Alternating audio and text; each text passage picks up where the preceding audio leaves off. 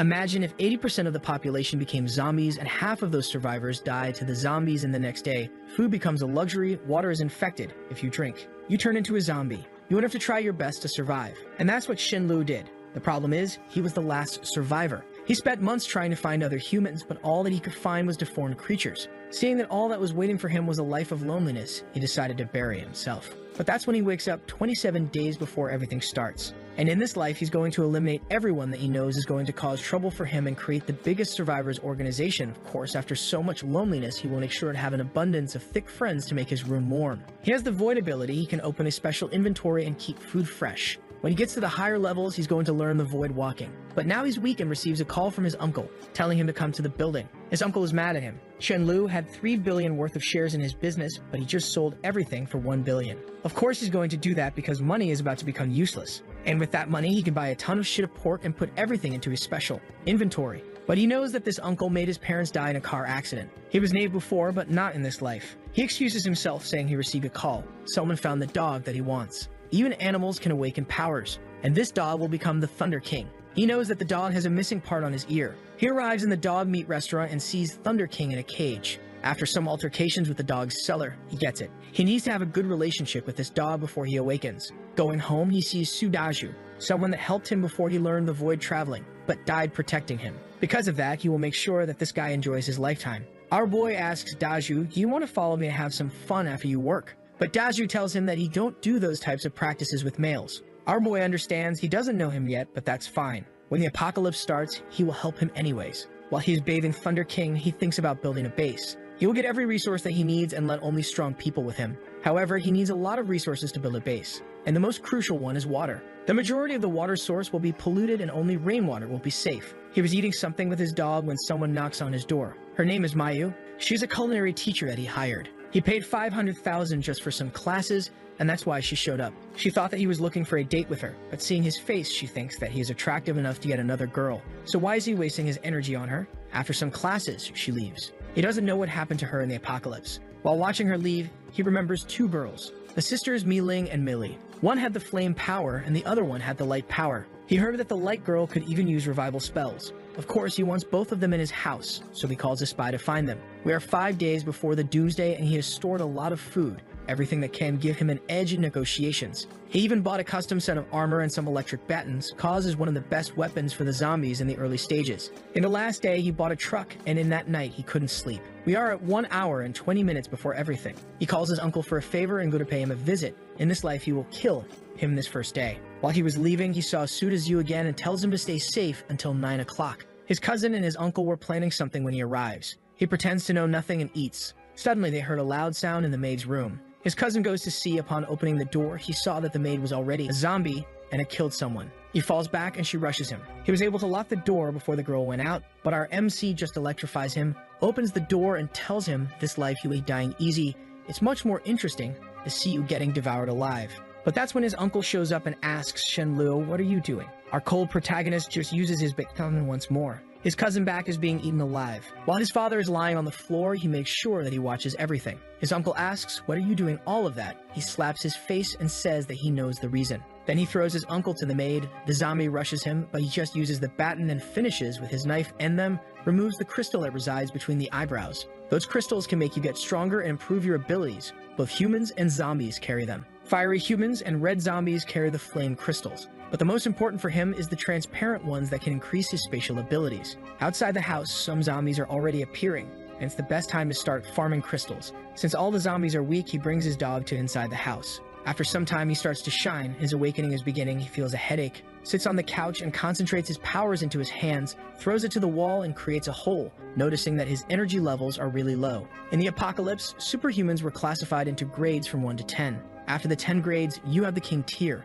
When he absorbed the Thunder King's crystal, he went beyond the King tier. He then gave some tips to the dog that was able to cast a spell in the wall. After that, he went outside with his new armor. It's time to farm some crystals. He kills some zombies outside and goes inside a market, where most of the people are already dead. He grabs everything and puts into his spatial power. After some looting, he leaves. He knows a warehouse that has tons of supplies, but there's a bunch of zombies blocking the way. He takes the opportunity to farm even more crystals, and with his armor, it's easy to survive. His baton ran out of electricity, but he gives it to the zombie and grabs another one for his spatial dimension.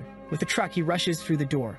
Inside there are hundreds of zombies. Somewhere above, some people are seeing what he's doing, and they think that he's there just to take everything from the warehouse. So they should rob him and take his truck. He was putting everything into his spatial dimension when the girl pulls up and thanks him for saving her. But that's when the two other guys appear and hold him by the shoulder. At the moment, Thunder King leaves the truck, and they all get distracted by it. He takes the opportunity to bring out his electric batons and knocks the two guys. The girl gets scared and begs him for her life, but our boy believes in gender equality, so he just asks Thunder King to finish her. He gives a headbutt in her back, she falls on the floor, and he electrifies her. Now she's going to die for the zombies for sure. Then he grabs all the resources from the warehouse, 60,000 tons of resources. When he was leaving, a guy in the middle of the road tells him to stop the truck. He just ignores the guy that shouts that he's going to kill him. Ken Lu don't like that. Anyone with any ability can be dangerous, so he orders Thunder King to kill the guy. The dog easily leaves the guy smoked, but Chen Lu tells him, "You need to finish your fights. There's no room for hesitation in this world." And then the dog bites the guy's throat. He drives back home, but in front of his house, there's a bunch of zombies. With Thunder King, he easily defeats them. And from the balcony there, Sugazu and a girl by his side saw him. The girl named Chen Jin by the side of Sudazu tell him to don't go. This guy is crazy. He's luring the zombies here and is going to kill everyone. But Sudazu will not abandon his friend. So from the balcony he calls for him, and our boy sees the girl. He doesn't seem to like her. Why did I forget about this woman? She was a burden and almost got us killed. She's a very scheming woman. In last life, she always used Sugazu as an experiment. If she needed clean water, she would let him drink first, and always try to show affection for both of us. But in this life, he will use her to show to Sudazu that some people doesn't deserve to be saved. She goes for a handshake, but Thunder King attacks her. It rips her bag and from which a lot of supplies fell. He smiles, picks up a drink, and gives something to Sudazu that is getting angry. She told him that she was starving because she didn't have food. Chen Jin rushes saying, "You cannot eat this, it's mine." But Chen Lu makes her fall on the floor. She gets up crying, asking, "Why are you bullying this poor girl? You guys are not real men." But our boy doesn't care. Then he tells her that he will give her double the amount that he just ate. Seeing that situation, she knows that she can't make enemies. So she just apologizes, saying that she was scared of starving. He tells Sudazu that they are going to the market, goes to his dog and tells him to bring all of the zombies in the area to his house, grabs some garlic from his spatial dimension and says that the things are about to start. He then brings all the garlics to the rooftop. He tells them that the zombies hates garlic, but that ain't true. The garlic smell lures the zombies. He tells them that they had to go to the supermarket to find more. That's when they heard a lot of zombies. Ken Jin is scared since Chen Lu has all the garlic. She thinks I need some of the life-saving garlic juice. The zombies are about to break the door. Our boy throws the garlic on top of his head and tells Sudazu to do the same. But before he can do anything, Chen Jin grabs it and uses on herself. Sugazu in his mind was planning to give to her, but the way that she used it made it clear the type of person she was. Ken Lu says, "Sudazu, you saw it, right? In the apocalypse, you need to be careful cause some people don't deserve to be human." The girl now knows that she was set up, but Chen Lu tells her that he didn't make her use that bowl and whispers into her ears, "Let me tell you, zombies love the smell of garlic, so you're dead for sure." The girl panics, telling him that all that she wants is to live, but he's cold. He says, "Yes, but you're going to abuse the kindness of everyone, and I also want to live, so is it really wrong to sacrifice you?" He puts the armor with garlic into his spatial dimension. You don't care about her cause, she's gonna die anyways. And Sudazu is a loyal friend. At the moment, she tries to seduce him, telling him that he can do whatever slimy, slicky, squishy things he wants with her. But he answers saying that all he wants is her to die. That's when the zombies came running and grabbed her. Half hour later, they have killed all the zombies. But now the house is a mess and would be nice if he could have a maid. The culinary teacher doesn't look bad, is good at cooking, and also works hard. Maybe she's still alive. That's when he pulls out some food out of his spatial powers and asks to Sudazu if he has felt anything strange with his body. That answers that he's feeling way stronger than used to. And then Chen Lu explains him about the powers, while his dog is wiping the floor. He goes to his bed while he thinks that he has already 42 core crystals. He makes a sword out of thin air, but unfortunately he can only keep this on for 7 seconds. But that was a skill that he learned way later, though in this life he will get even the void passage much earlier. In the morning he gives some armor to Sudazu and it's time to go to the green storage. On the way there, they kill some zombies and then enter a dark room. At first glance, they saw a skeleton. Ken Lu knows that zombies don't eat humans to the bone. It can only be rats or ants, of course mutated ones. After walking for some time, Chen Lu shouts to everyone, "Run." It is an infestation of mutated rats. There's even one that is the size of a cat that jumps on Chen Lu's back and puts him on the floor. He tells Sudazu to not hesitate and start attacking. In this world, every single creature is slowly growing stronger, and some of them will skyrocket its powers. The fight is getting hard. Sudazu falls on the floor when a rat bites into his neck. Fortunately, the armor saves him. Ken Lu notices that the situation is getting really dangerous, so he takes some meat out of his spatial dimension and throws to the rats. He now has to use his void sword, but that will cost him a lot of his energy. With a single swing, he can easily kill the Rat King and takes a big crystal from it. He asks Sudazu to take out the tooth fangs from the rat. With his extra strength, they got a Rat King Fang. Ken and Lu goes to the storage and takes more resources for his spatial dimension. Then they go home and now they will spend 3 days using those crystals to get stronger. Ken Lu thinks that the fight with the Rat King was too dangerous. 3 days later, even Thunder King has already reached rank 2. Now our boy really feels like he needed Mayu to take care of his daily life. He remembers that she used to live on a 5-star hotel nearby. So he decides when he reaches rank 3, he will go in to find her. He goes to his bed to absorb more crystals. In last life, it took him 1 month to get to rank 3, but in this one, only 3 days. With his void sword having a duration of 20 seconds, he feels safer going outside. Next day, they go to the 5-star hotel. After killing some zombies, a guy opens a door and shouts, "Brothers, please save us." Is the hotel waiter Liu Wenbo. Chen-Lu asks him, "Do you know Mayu?" Then we see a blue-haired girl spanking her, telling her to leave cause they have no more space there. It seems that they are running out of food and they need to throw her out to survive more days. The blonde guy goes to Mayu and tells her, for the sake of everyone, "We have to sacrifice you, go out there and try to find another place to hide." They throw her out of the room and the zombies rushes for a bite. But that's when Chen-Lu and Su Daju shows up. They fight the zombies and the people inside the room are getting happy. The girl with blue hair thanks them. "You two are my heroes. Thank you so much for saving us. My name is Lim Yi." She is telling her name cause she is famous and wants to use her fame to get some reaction from Chen-Lu. But he ignores her, goes to talk with Mayu and asks her, "Why were you outside the room?" Crying, she explains everything to him. She saved them and then they throw her out. At the moment, a guy shows up behind Chen-Lu and tells him that he will pay 200 if he became his bodyguard. But Su Daju just slaps him across the face saying, "I hate people like you. How could you betray someone that helped you?" Ken-Lu answers that he will tie up everyone, and if they survive, lucky. If not, that's their fate. The actress falls on the floor. "Please save me. Don't do that to me." She is willing to empty his family bag every day, but Chen-Lu tells her to get off since she is too dirty. While he was tying her with a rope, she was begging, "I haven't taken a shower for a few days. It's unavoidable that I'm dirty. You can help me to wash every inch of my body." But he stuffs her mouth with a piece of cloth. When they were leaving, the guy from the hotel was begging for some help. Ken-Lu gives him a metal tube and tells him that if he kills 10 zombies, he can come. But the guy hesitates, so that's his answer. But because the guy helped him to find the girl, he tells him, "I will give you 3 minutes to shop freely, then I will escort you back as a thank you." And the guy goes shopping. That's when Chen-Lu tells to Mayu, "I have a problem with cooking and logistics, so I think that's a good job for you. I'd rather kill zombies and I can guarantee your safety. So what's your response? Are you willing to go back with me?" She says that she's willing, so he welcomes her to the team. After sending the guy home, they can go back and celebrate. Back at home, he asks her about her abilities.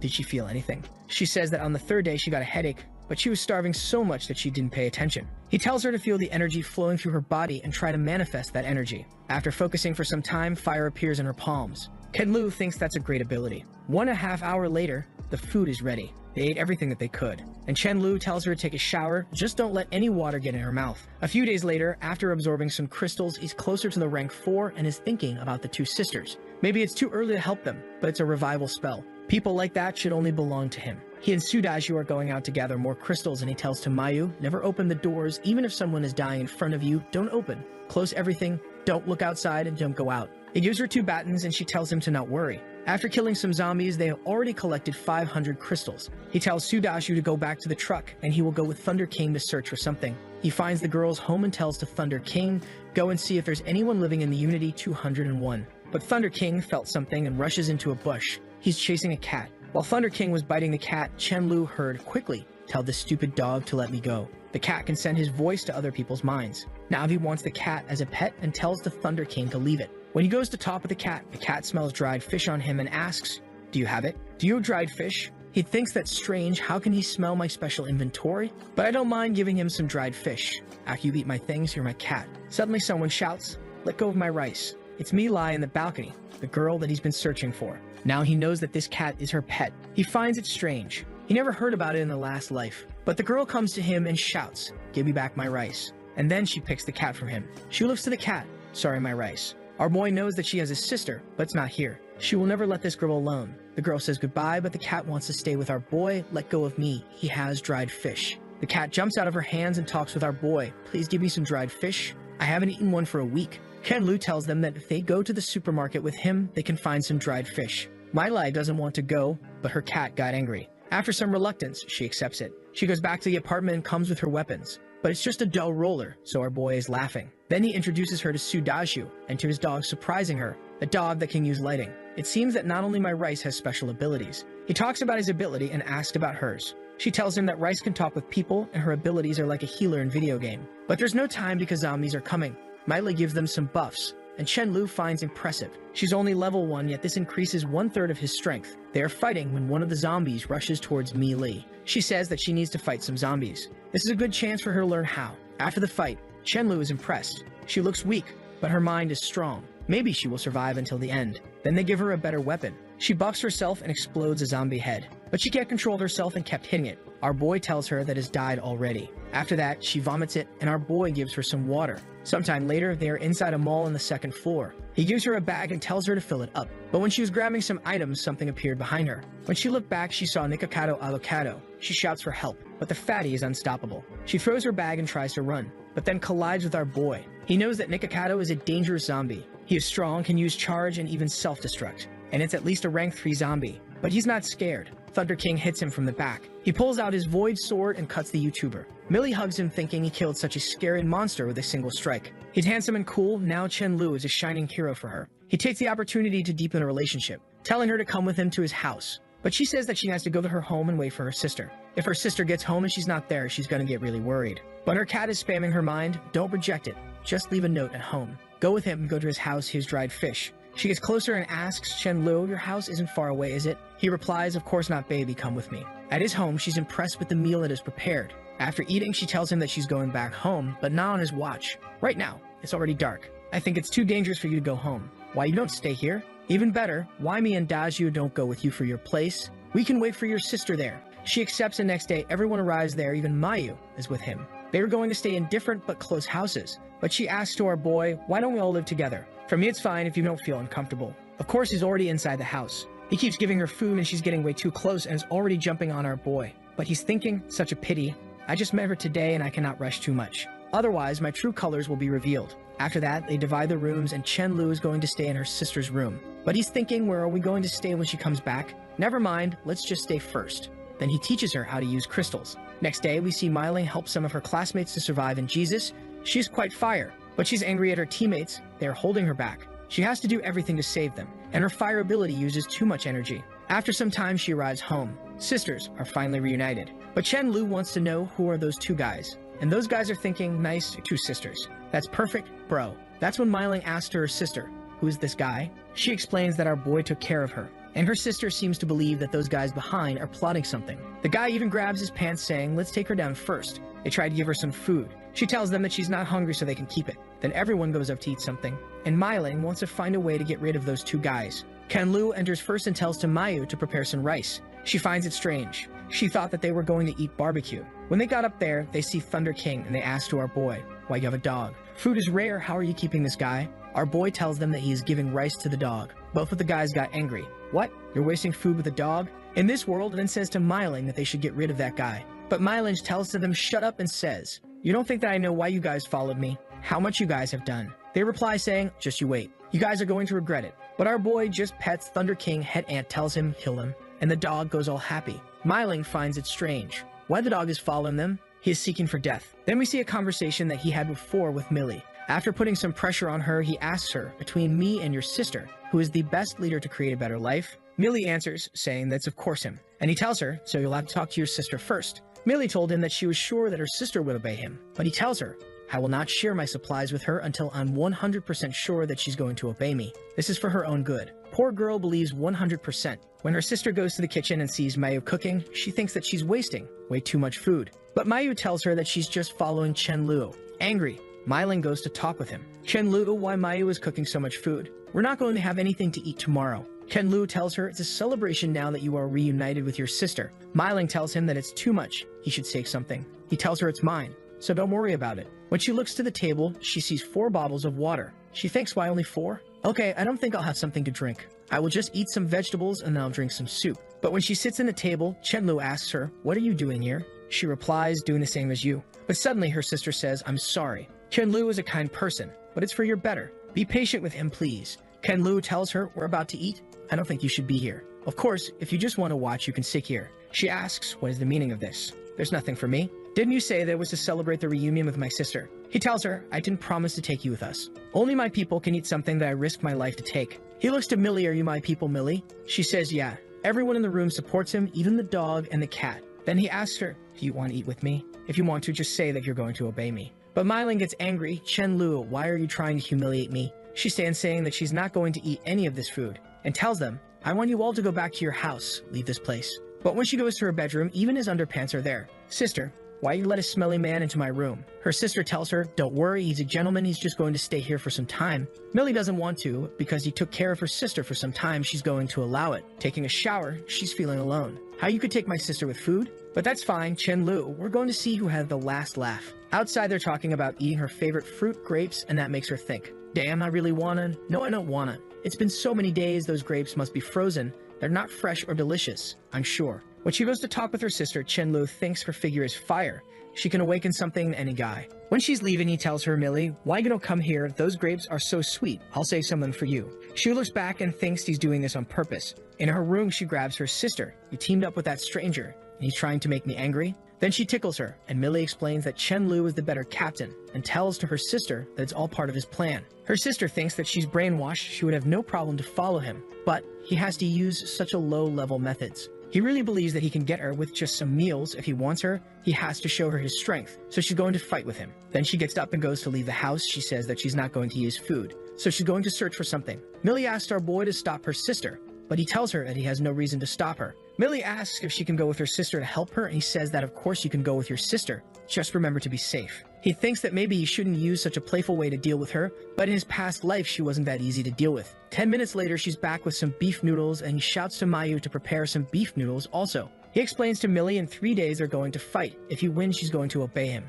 And if he loses, she can order him as much she wants. But then she wants to know why 3 days later they can fight right now. He tells her that his powers are out of control, but the true reason is because he's about to get to the level 4. And he tells her that he thinks that she would lose to Thunder King. She says, "Are you crazy? You were saying that I'm going to lose to a dog." He says that he's joking, but suddenly Thunder King is growling at the door. Someone outside is asking, Millie, are you at home? "Please, I saw you coming back, give me something to eat. I haven't eaten for 2 days. Millie goes to the door and tells to the lady, "I don't have anything to eat either, go away." Look to her sister and tells her, "Millie, remember, no matter how much we give to her, she will finish everything in 1 day. The world now is like that, the fittest will survive." Chen-Lu says that this is exactly the new order of this planet. She tells him to cut the crap. In 3 days he's going to learn his lesson. And the cat warns Chen-Lu that the person in the door is malicious.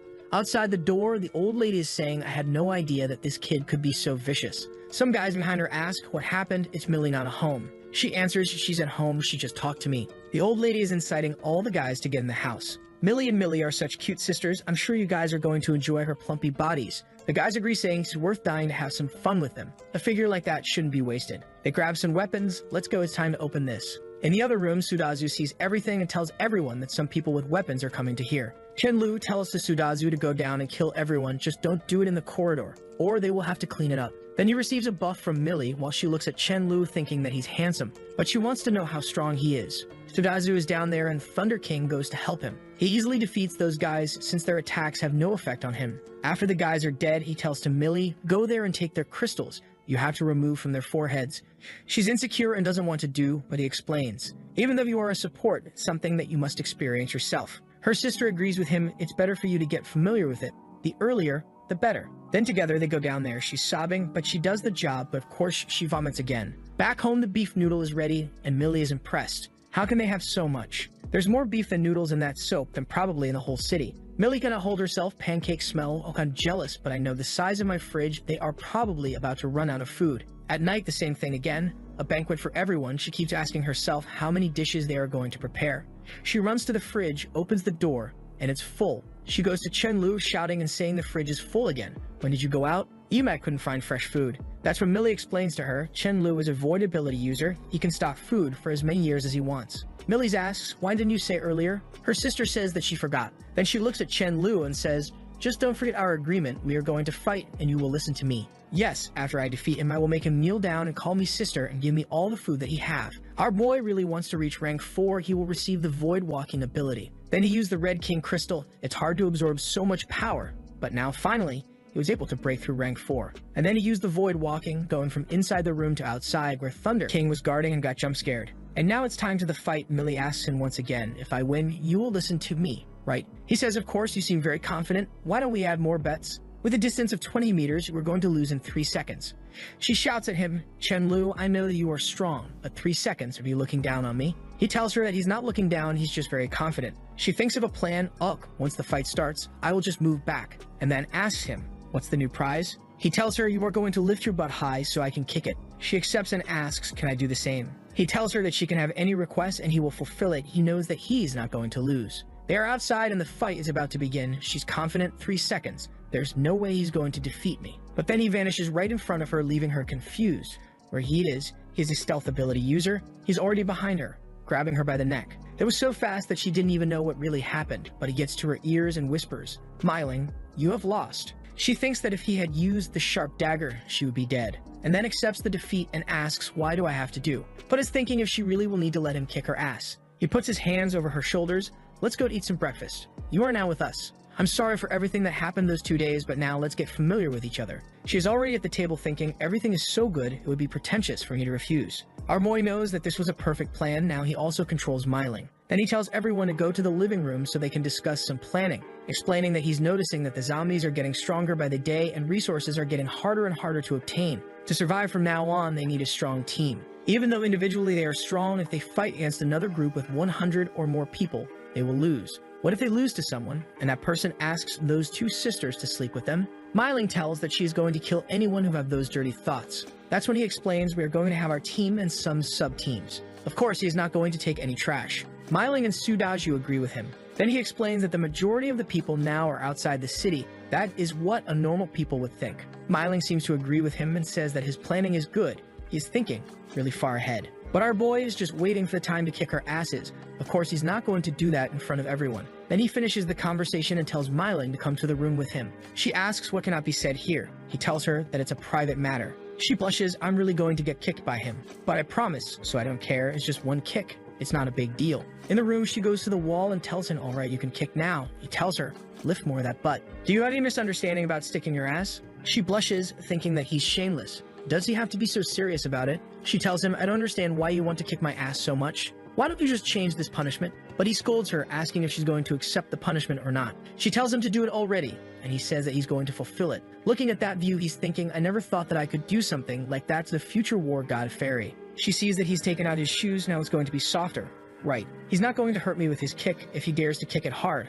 I will cry. She looks back, what are you doing? I will count to 10. If you don't kick before the count ends, don't say I never fulfilled my promise. 10, 9, Chenlu is thinking, if I kick her, I can take my revenge, but is there a need to do it? I was trying to mess with her, and even though I'm sure that it's going to feel awesome, I feel like I will be single for life. 2 minutes, there's no time left. Suddenly he slaps her so hard that the impact send waves up to her head. His fingerprints were carved in that skin. She gets shy. Why did you use your hands? He tells her, sorry I forgot, want me to kick this time? She goes to strangle him and tells him, if you dare to tell this to anyone, you are a dead man. He tells her, okay, I'm going out. I will ask the sister Mayu to cook something that you like as a celebration for you joining the team. She finds it strange, you never asked me what I like to eat. But then she sees all the food. Oh my god, if Chenlu wasn't around, I would not be able to eat all this in my life. She thanks him and then he tells to everyone they're going back to his old home. This place is not good for them, and also they need more people in their team. In his way home, he sees some guys fighting some zombies. The guy with the black bandana tells everyone to run. He says that if they are going to die, they are going to die together.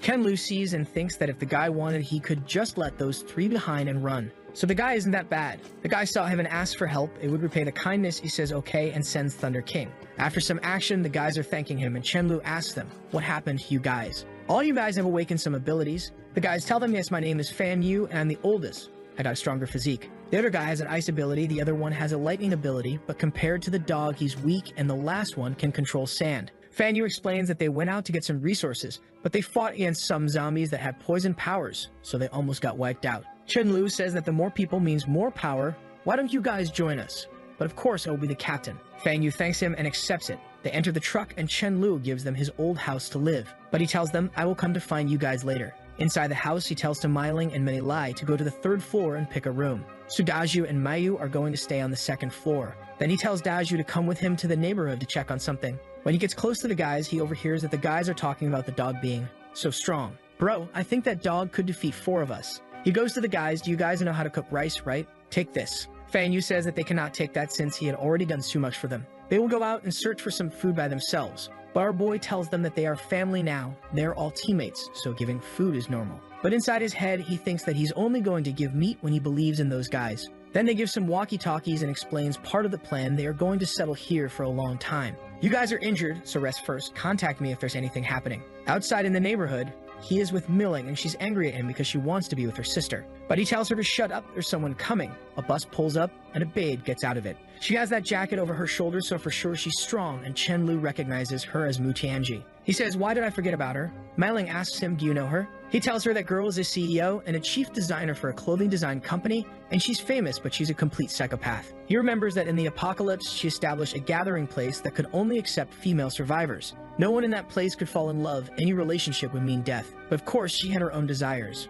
She was Mailing's number squishy lover. If I remember, she risked her life to save Milling and died. After Mailing took the captain position, she started to let male survivors to join. Mu Tianji is probably here to collect some supplies. She should have met Mailing right now. Looking at Mailing, he thinks that she is such a good underling. She asks, why are you looking at me? He tells her that it's nothing, but it's when the girl shouts, who is hiding over there? Our boy knows her, it's Xu. Suddenly, Mu Tianji rushes for Milling and says, we are a team only with girls, how about you join us? Our boy is right there just staring at her, and Mailing says, sorry, but I already have a team. Shanji asks her, he's your boyfriend? Ken-Lu cuts her, it's none of your business. Turns around and says, Mailing, let's go, we need to keep up with everyone. Mu Tianji looking at our boy is thinking, every man is greedy and full of lust. He is pretending if he says that he does not want this beautiful woman. I must make Mailing see his true colors. She tells her team that they are going to stay here for today. That night, Mu Tianji went to talk with him, but he tells her that they are not close enough. She says that it's going to be fast, she just needs him to help with something. He asks what it is. She replies, there's a big shopping mall with many supplies 3 miles east. If we go there, you're going to have food for at least a year. But there's a lot of zombies and I don't think I can do that with only my team. So I would like to ask you to cooperate. But Chen-Lu knows the shopping mall is the one where he got everything with Mealy. Why she want to go there to see some zombies dancing? So he tells her, nah, I'm fine here. I'm a coward. There's like hundreds of zombies. I don't want to go. Mu Tianji angry thinks you are a coward, so why Mailing fall in love with you? He then says goodbye. She wanted to take him to the mall so she could kill him, but he's not biting the bait, so she has no choice but asking for that person for help. Chen-Lu is impressed. Jesus, that pig wants to eliminate me just because I'm with Mailing. She's more ruthless than I thought. I didn't have anything against you, but if you want to do something against me, I have to protect myself. No one would be wary of a dog. Then we see Mu Tianji talking with someone. She thinks that he's just a stupid delivery guy, but he has a good wind ability. A few minutes later, she's telling him, I need you to use your wind ability to lure the zombies there. I'm doing this to punish that trash, do you understand? The guy is his simp, so he says, of course I understand, my queen. It's an honor to help you. But after this, he wants something. She says that she would let him join them, and now he's all happy. Thank you so much, Mu Tianji. I will do my best to help you. The guy seems to know Su Daju, and he was trying to find him, but he couldn't. He runs through the city, luring all the zombies, and goes to the mansion. But outside, Chen-Lu, Su Daju, and the dog were waiting for him. He stops in front of Su Daju and asks why he's there, thinking that he cannot put his friend's life at risk just because of a team of girls. He tells Zhu, please wait for me here. I will lure the zombies away. Ken-Lu remembers about the guy. He was also a friend, and all the time he would lure the zombies so they could find resources. It was a good strategy for a short amount of time, but he died in a miserable way. After some time, he comes back and tells him that he's sorry for bringing the zombies. Dazhu tells that it's fine. He knows that he wouldn't bring the zombies just to kill him. And Chen-Lu asks, Mu Tianji asked you to bring those zombies, right? Feng tells him, how did you know? Thinking, don't tell me that this is the trash guy that she wants to kill. Ken-Lu asks him once more. Mu Tianji told you to lure the zombies here, but do you know anything else? Brother Feng tells him that she didn't. She just told him to punish some scumbag. At the moment, all of them heard a loud noise, and Chen-Lu recognizes the sound. It's a rank 5 zombie. From behind all those zombies, we see a bus coming. Mu Tianji sees the front of the house and knows that those are the zombies that Brother Feng brought. All she want to do is save Mailing so she can bring her to her team. Then they keep charging with the bus. One of the zombies already controls fire ability and throws a fireball into the bus. All the girls are running. The bus has a gas tank, so they need to be careful. Mu Tianji didn't know about the zombies that have abilities. She tells everyone to not panic and attack the monster together. Then she uses her ability, sending 3 daggers to the zombie, but it's easily blocked. Seeing that the zombie is rushing towards her, she grabs one of the girls and uses her as shield. From the side, Chen-Lu sees everything and thinks, the zombie is really strong, I need that crystal. All the girls are now scared of Mu Tianji, thinking to themselves, why Mu was using some people to save her? That's when she saw Chen-Lu. Nice, I'm going to use this coward to block some zombies. But Shi-Lu tells her, is it really nice to use your own sisters to block those attacks? He slaps her across the face. I never had thought that you were someone like this. Mu Tianji is scared. Why is he so strong? She falls on the floor and a zombie pierces through her. That's when Chen Yuan appears. She says that she's going to buy time for everyone, and Chen-Lu sees that she's courageous. He smiles, brings out his void sword, and says that courage is rare. I'm not gonna let her die here. The zombie tries to hit him with the fireball, but he just uses his void walking, appears behind it, and cut its head off. Everyone is impressed. Wait, it's already killed. How that guy is so strong. He grabs the crystal and tells Chen Yun to stop crying. From now on, he will help her, but now she needs to comfort her sisters. She thanks him and then he asks her, "What do you guys plan on doing after this?" The girls doesn't seem to have any plan. After some time, he called Chen Yuan to a private conversation, and he tells her, "If you guys join us, I guarantee that you won't have to worry about starving to death for a short term." Chen Yuan asks if she can talk with her sisters first. After some time, "Damn, my brother, that's how you survive in the apocalypse. My boy went from 3 to 100. He thanks Muqianji, I will be taking your team." Yuan says those are the 20 people that wants to join your team. He tells, "No problem, but you guys must follow my rules. Number 1, you must obey orders at all time. If you guys join me and don't listen to the orders, don't blame me for being ruthless. Number 2, don't tell me that you are afraid. When fighting, there's no distinguish between man and woman. Everyone here will fight. Number 3, if you need a partner, try to find one within our team. That's the big wingman, my bro doing one for the boys even in the apocalypse. The girls have some doubts why we can only have relationships within the team. He explains that it's to prevent those people to get abducted by others' teams, and to decrease the chances of someone finding their secrets. Chen Yuan says that she's fine with those rules and the other girls also agree. Then he opens his arms and welcomes everyone. Chen Yuan will be responsible for contacting me about any problem with you girls. Come in and I have a surprise for all of you. When the girls saw the food, they were all happy and crying. And when the guys saw the girls, they were all happy and smiling. Then Chen Lu gets a list with the powers of all those girls. And one of the girls has the light attribute. Her name is Wang Lin, and it's a girl that his brother Feng likes. Then he tells the 2 guys they are going tomorrow on a hunt. So those 2 are responsible for guarding the base. Early the next day, they go for a hunt. They have some strategies and some planning in place. But some of the girls are not used to fighting, so they miss their spells. They run when they should attack. Ken Lu knows that if it wasn't for his people, those girls would already be dead. They need much more training. After some hunting, they are inside a shopping mall. All the girls are exhausted, and he tells to all of them to go pick some clothing and anything that they need. Without anyone seeing, Chen Lu grabs some black stockings. But Myling saw everything. Don't tell me that he has a weird fetish. Does he like to wear that? No, he's not that type of guy, so for who he's going to give it? Wait, to my sister. That color doesn't suit her. After some time, they were all thirsty. And our boy gave 2 bottles of water for everyone. When seeing that situation, Millie thinks that it's wonderful to have Chen Lu around. Ever since she started to follow him, she never got hungry or thirsty. She even got protection from him. She has been hiding something in her heart for too long. Today at night, doesn't matter what happens, she's going to say it. The night falls and our boy is playing some games. When Maylin asks if she can come in, of course he tells her, "Sure baby, come in," but is thinking, "It's so late. Why is she knocking on my door?" Maybe she wants to give him the opportunity to do some slimy, slicky things. Sitting by his side, she tells him, "Brother Chen, today after seeing Sister Xu and the others, I realize how lucky I have been to be by your side. I have something to say which I have been holding into my heart for a long time." Our boy is anxious for what she's about to tell him. And then she asks him, "Can I be your girlfriend?" Jesus, our boy doesn't waste time. He puts her on the bed. Of course, Maylin, do you know how long I have been waiting for this moment my boy is going in? And she says that happiness came so quickly. She tells him that she's not ready, but he tells her that this world is way too harsh. No one knows how long they can live. Today might be the last day of us on this earth. There might be not tomorrow. When you were ready, your brother here would be dead. Wouldn't that be a pity while he kisses her forehead? She thinks that this seems to be the case. And then she grabs his neck. But that's when they notice. Rice is in the room. Boom, get out of here, brother. Poor cat thinks that Chen Lu weren't like this in the past. Myling appears and thinks, isn't that Chen Lu's cat? Why is he not in the room with him? Rice tells her. Chen Lu is inside the room having a cozy warm time with Millie. Mylin asks the cat what type of warm time. She then stops right in front of the door and thinks, if Millie wants it, why should I stop it? She's my cute sister, but that would happen sooner or later. Then we see Chen Lu talking with Mei Yu. He tells her to prepare some good meals, 20 kilograms of pig meat. It's already morning and Mei Li asks him, where is Mei Li? She used to wake up so early. Myling passes by and says that she's not here because of someone. Look at his face. Mei Yu seems to understand and says that she's going to fry some eggs. While she's thinking, I wonder how Chen Lu will handle her. Our boy gives some dried fish to Rice and tells him, unfortunately, you cannot be in my room anymore or I wouldn't be able to have some birthday claps with Mei Li. In the morning, they have a nice breakfast. Everyone is happy. Outside the mansion, a couple smells the pork. Brother, this smell is so nice, I want to go there. But the guy tells her, hui hui, our main task is to solve the water problem, so come with me. Right now, we need to leave a like in this video to help Mamoru make more juicy content for his viewers. Part 2 will come soon, so activate the cheeky little bell, and I'm out. Welcome to another one, my squishy cute brothers. The big table was placed outside the house. The guy with his sister gets closer and she asks to Chen Lu, do you guys have some clean water? I can exchange for some food. Ken Lu tells her of course we can exchange. Then Xu Yun brings in 2 bottles and takes some supplies. They were about to leave when they ask, brother, are all of you in the same team? Do you guys accept more people? Ken Lu gets close and asks, why? Do you want to join us?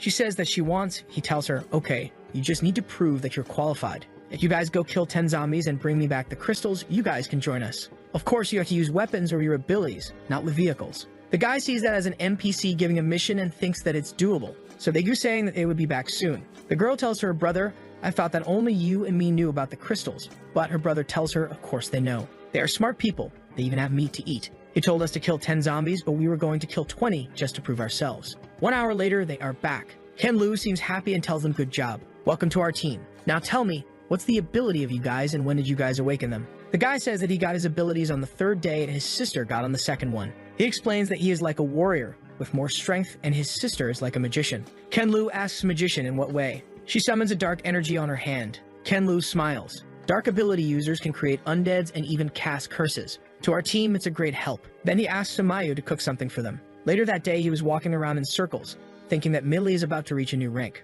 Then he tells the Rice to go sleep with Myling and appears right into Millie's room. Millie, I'm here tonight, lads. She jumps on her bed and covers herself saying no, I don't want to do, I'm still in pain. But he hugs her. Okay, we are going to have more chances in the future. I will try to hold on. But suddenly he says, I have an idea. Why don't you just heal yourself and we can try? Brother, that's what I call a good use of abilities. We're already on the next day, so I think the healing was used multiple times. In the city, he's telling the team. The goal today is to collect supplies in the Yulin community, but be careful, there will be a lot of zombies. Don't panic and rely on your vehicles to run through them. While the elemental users attack, everyone else will defend them. Then Feng goes and brings some zombies. Ken-Lu notices that they are improving a lot. When he was petting the cat told him, I cannot do that. I'm still in pain. He looked at the cat and asked, Did you hear that? The cat tells him, you only say that I shouldn't watch, but you didn't say that I shouldn't listen. Ken-Lu picks him up, you know way too much, be careful or I'm going to kill you. The cat answers by meow. Half an hour later, he's giving weapons to everyone. Myling tells him that they should go to other restaurants, and with that they grab a lot of more resources. Some of the girls are calling for Mailing, but she's interested in the supermarket cause she wants to find something. Ken Yuan saw her and got closer. What is she doing? Why I feel like she's trying to hide everything. Then she sees that she got some condoms and thinks, I didn't know that she had that type of relationship with him. Myling notices her and says, don't misunderstand, I'm just. Hyun once stops her and says, Ugh, that's fine, you don't need my help, but let's go. Myling's angry. If weren't in for Mealy, she would kill that damn Chen-Lu. Walking through the community, our boy sees some people in the windows, but is too many survivors for this place. An old lady from a balcony asks him, I know you are a kind boy, Auntie hasn't eaten watermelon for many days, it's so hot here, could you give me some? Everyone is begging him, please handsome guy, give me some water, could you bring me some chicken from the supermarket, hey boy, bring me some cigarettes. Chen-Lu just thinks that they are all shameless. So he tells to everyone, my legs are numb and my feet hurts so much right now, I cannot climb those stairs to give you guys sorry. Everyone is shouting at him, hey, don't you respect the elderly? Everyone saw you going in and out. Where are your supplies? You know he's taking all of our supplies. Everyone, pick a weapon. Let's stop him. They all move towards our boy. The lady in front tells him quickly, put everything down. You guys are stealing from us, don't you know? Ken-Lu tells them, bunch of shameless bastards, this place isn't your home. One of the guys says, this is my property. My brother used to own the supermarket. He's dead, so now it belongs to me. The old guy gets close to him, but he says, get lost or you're going to die. The guy gets in his face, hit me, I dare you to hit me. If you do, I will lie down and not get up, you know. Ken-Lu just raises his palms and slaps him across the face. Okay, I will satisfy your request. The guy falls flat to the floor. The neighbors come to help him, but he doesn't seem to get up. Wait, did he die from a slap to the face? Nah, he's just pretending. He's very good at it. But Chen-Lu is thinking, those guys are bastards and also have bad eyesight. Can't they see that his face is crooked? He calls everyone and tells them, what are you guys waiting for? They're trying to snatch our supplies. There is no respect for the elderly right now. His plan is to set an example. The old guys are getting crazy, saying that they are going to fight. I know Taichi, okay? I have my lightning whips. But an explosion happens and they are running, run, save me. But the fireball didn't come from his team. Chen-Lu recognizes the guy. He saw him in his past life. His name is Quan Guang. The guy walks to him and says, those old bastards scold me every day. I didn't do anything to them because they were my neighbors. I never thought that they would die in your hands. Ken-Lu asks, do you want to take revenge for them? Guang replies, brother, don't misunderstand. We came this time to make friends and ask you for a favor. I'm Hyun Guang. Smiling, our MC says, I'm Ken-Lu. How do you want us to help you? Guang explains, you know there are 1,000 houses in our community, rich in resources, but a large number isn't collected yet, but it's getting harder to get them. In the past 2 days, a husky turned into a zombie dog. It can run fast with lightning and also has some wisdom. When someone is alone, he attacks, and when we are in a group, he hides. It's been difficult to deal with him. He even killed one of my companions. Ken-Lu says that he understood and asks what is the reward for which Gong offers 300 caddies of rice and 5 barrels of water. Chen Lu tells Chen Guang that he doesn't feel any hostile intentions from them. So he agrees, okay, I will help you guys. Then he tells the people to keep carrying the supplies and asks Thunder King to come with him. Suddenly Chen Guang says, damn brother, you are living such a prosperous life. You even have 2 pets, and they also has a bunch of cars and food. That's the pinnacle of life. Millie comes to him and asks, brother Qian, do you need me to go with you? He tells her to just wait for him. Now the guys are even more impressed. Jesus, I am still single. He has a dog, a cat, a wife, and even meals. Then Shin Guang explains, a zombie dog usually stays in the garden. Our people cannot stop him at all. Do you have any way to deal with him? Chen Lu smiles, of course I'm going to use a dog to deal with a dog. Chen Guang says, why do you want your dog to die? Don't send him or you have some sort of grudge. Chen Lu tells him not to worry, he will be fine. After going upstairs through a hole in a wall, they smell blood. When they open the door, the dog barks and uses a lightning technique on Thunder King, but he easily dodges. We have some Pokemon action, Pikachu against Raichu. Thunder King goes for a lightning tail, right in the dog's face and sends him flying through the wall. Chen Lu then looks at Chen Guang and says, all right, end of the cooperation. Hand over the resources that you promised. Chen Guang thinks that this was way too fast, while Thunder King is all smug. Outside, Chen Guang is telling him, Chen Lu, numbers mean strength. Would you like to consider joining us? Our protagonist is somewhat puzzled. The guy tells him, I'm not boasting bro, but in my team, each person has killed 10 or more zombies before. Everyone here works hard and is reliable. We have an abundance of supplies. We don't have to worry about food and drinks for half a month. Our boy thinks, damn, now I want to take over. Because Chen Lu is ruthless, he tells the guy. I don't think you guys are fit for me. I can easily kill all of you. Chen Guang tells him, that's why I want to join forces with you. The weak can only depend on the strong. We need your help. Chen Lu asks, okay, we can join forces, but are you going to listen to me? That's when one of his members comes running. Chen Guang, something bad happened. Brother Zheng was injured by a zombie. It's very serious. Chen Guang asks to take him to the guy, and Chen Lu asks Millie to come with him. When they arrive, Qian asks, Brother Chen Lu, is there any way to save my brother? He smiles. Millie says, okay, leave it to me. Then she uses her healing abilities on the guy. They're all happy. Oh, thank you so much, Millie. Chen Lu says to Chen Guang, go back and think about my proposal. Millie, let's go. Chen Guang is impressed, such a strong healing ability. He turns to his guys and says, brothers, I asked Chen Lu about joining forces. He said it's fine, but we all would have to listen to him. The guys are all thinking the same thing. He's more capable than them, he has a healer with him. So they are not scared about dying, and the most important part, he has many girls. Yu lets everyone join Chen Lu's side. They go to our boy. Okay, Brother Zheng, we are all willing to listen to you. Chen Lu explains to them the true rules. They have to fight the zombies and they have to obey him. If they break any of those rules, they shouldn't blame him for what happens. Chen Lu says, okay, now that we've joined forces, everyone shall stay together. It's fine for you guys to move to my place tonight. I think our boy is letting way too many people in his mansion, but he buried himself in his last life because of loneliness, so I give him a pass. Around the mansion, we see some guys getting bullied, and the 2 guys that are guarding the mansion are watching all of that. Unfortunately, the numbers are too low right now, so they cannot act. But the house that the guys are going to is from someone in their group. They were planning how they would deal with those guys when they saw our boy coming back. That's when Chen Lu sees a group of people entering his villa. Why are there so many people at my mansion entrance? When they got off the bus, the guys were thinking, damn, why does he have so many girls? He sees the guy and remembers. He was the simp of the girl that he killed. The guy with the mohawk says, yo, what's inside here? Is it supplies? You should share half of it with us. But suddenly gets slapped across the face. Shut your mouth. They put their lives at risk to obtain those supplies. Why should they share with us? But looking at the sisters, he's thinking, I kind of agree with you, brother. He tells the Luchen people, sorry, everyone. We didn't know that this mansion belonged to you guys we're going. Ketlu knows. This guy is a poison ability user, a disgusting venom that could make you sick for several days. Rice tells him, those people are filled with hostile intentions. He says that he knows. The Mohawk guy says, brother, are we really going back empty-handed? This isn't like you. The guy hits his head. Are you dumb? There's no reason to attack head-on. We should just wait for the right opportunity to sneak on them. The guy gets happy. Brother, you're so smart. But Chen Lu just says, kill them. Those guys really think that I'm dumb? I'm not letting you guys get the first attack. Since you came here with bad intentions, then don't think about leaving. Later that day, he's in his bed resting. Okay, tomorrow I know that some zombies are going to evolve into rank 1. I need to tell Shin Wen to bring back all the supplies before they evolve. That's when someone knocks on his door and he thinks. On this floor, it's only me, Mailing, and Millie. Of course, Mailing wouldn't come here. But when he opens the door, it's Mailing and he asks, why are you here?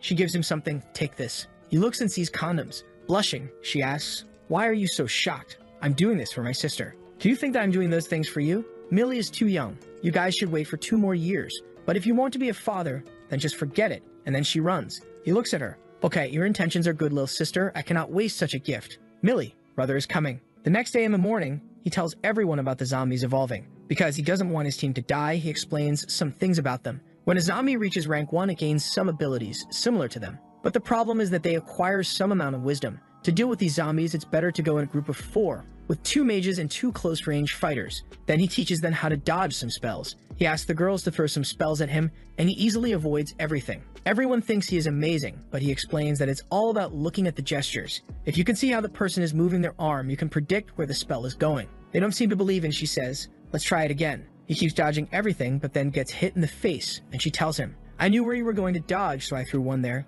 Chen-Lu thinks it's amazing, as expected of the flaming fairy. Her way of fighting is perfect. After some motivation, they go back to the city to grab more resources.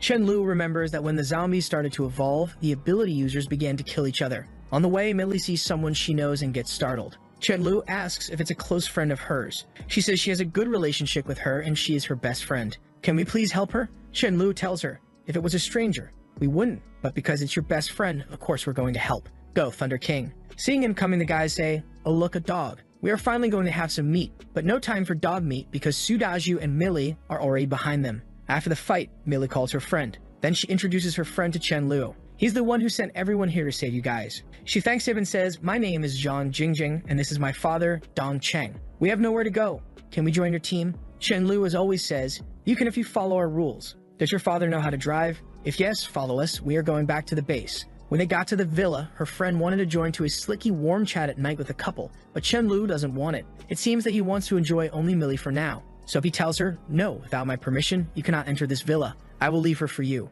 When her friend was eating, she says, This is really good, but where's Millie? Why didn't she come to eat together?" Chen Yuan explains to her, "Chen-Lu is our boss here, and we are just his staff, so we eat separately." The girl thinks, Why? I'm sure that they have something better to eat. We are best friends, how can you not let me join?" Chen-Lu tells Millie, "Your best friend needs to be observed, don't expose your things. And also, everyone needs to show some value if they want to stay here." Millie thanks him, but that's when he heard a message from the walkie-talkie. "Brother Chen, something bad has happened. A dozen vehicles are in front of the villa. There are around 50 to 60 people. He tells the guy, "Okay, they should be survivors who had escaped. Go and notify all the members, gather everyone at the entrance of the area." Chen Yuan passes this information to all the girls and tells them to get ready for the fight. But Jin Jin rushes to her. "Oh, what happened? Are we about to fight?" Chen Yuan asks, "Jin Jin, what's your ability?" Jin Jin says that she has strength-type abilities, so Chen Yuan tells her to stand in the front. But she starts to scream, "I'm only 18 years old, put this girl in the front, why can't I be in the back?" The girls say that as magic abilities, Chen-Lu told me to stand in the back. Suddenly all the girls are already pushing her outside. "Come on,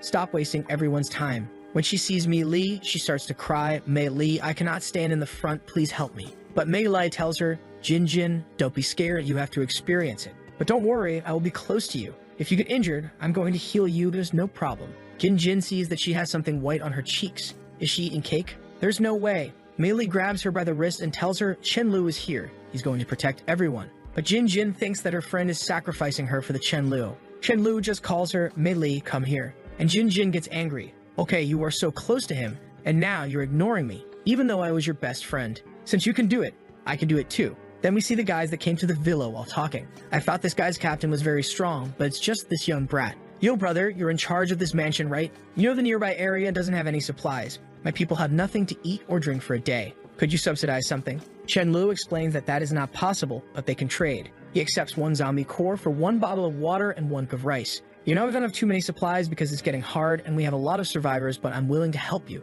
The guy thinks that Chen-Lu is dumb. Why did he reveal the core crystal secret? The guy tells him, "I thought you guys had many people, but it's just a group of girls. I'm not gonna lie, those girls are all very pretty." The guy shouts to his group, "Yo brothers, he told us to kill some zombies and then he's going to give us some supplies. What do you guys think?" No one seems to agree. "Brother, we are hungry. How are we going to fight zombies?" Another guy says, "If he gave that condition, that means he has a lot of supplies, right?" The captain tells him, "If you don't give us supplies, we might have to do something here." Chen-Lu thinks, "Damn, this group of bastards, they think that I don't dare to kill humans." But Jin Jin from behind shouts, "Peace is more important, give them some food so they leave since you have so much." Mei Li tells her to stop talking nonsense. But she says, "This fight is nonsense. Why should we have a life and death fight? I'm in the front line, what will happen if I get hit?" The captain laughs, "That pretty girl is right, you don't want too much, bro. Just give us like 2,000 kegs of rice. And because she's a kind-hearted girl, we have no choice but to return the supplies in the future. You can believe, bro." That's when Chen-Lu walks to Jin Jin and slaps her across the face. "Who gave you the right to speak?" Her father speaks up, "Chen-Lu, What is the problem? What my daughter said is wrong. The villa is filled with supplies we can give them to avoid everyone getting injured. You're putting everyone's life at risk. How can you be so evil? Mei Li goes to say something to her, but she just ignores and say, stop acting kind. In the afternoon, you secretly eat cake with Chen Lu, and now you are going to send me to the front line. You are not my best friend. Chen Lu tells her, I saved you, you ate my food, you drank my water, and you still dare to say such words. As expected, some people shouldn't be saved. He goes to the captain, all right, let's continue with the negotiation. The guy tells him, okay, so you have multiple villas with supplies. I want everything in one villa. I think that's fine, right? Then Chen Lu sees some K-pop fans and asks them,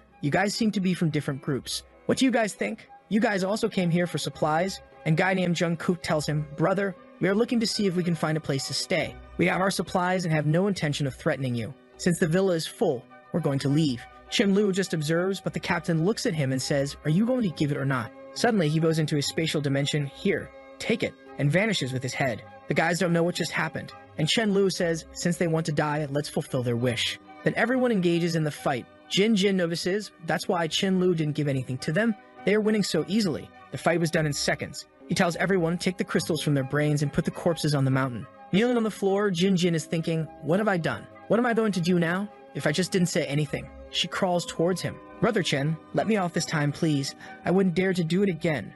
Just please don't kill me. Chen Lu tells her, what are you saying? You're Mei Li's friend, why would I kill you? But you're not my people anymore, so you can leave fast before I change my mind. Jin calls for Mei Li, but she just says, sorry, goodbye, Jin. Her father calls for her, and she says, that's fine, Dad. If Mei Li can get a guy to carry her, I will also find someone, and in the future, they will beg for us. But before leaving, Chen Lu kicks Thunder King and asks, what are you doing?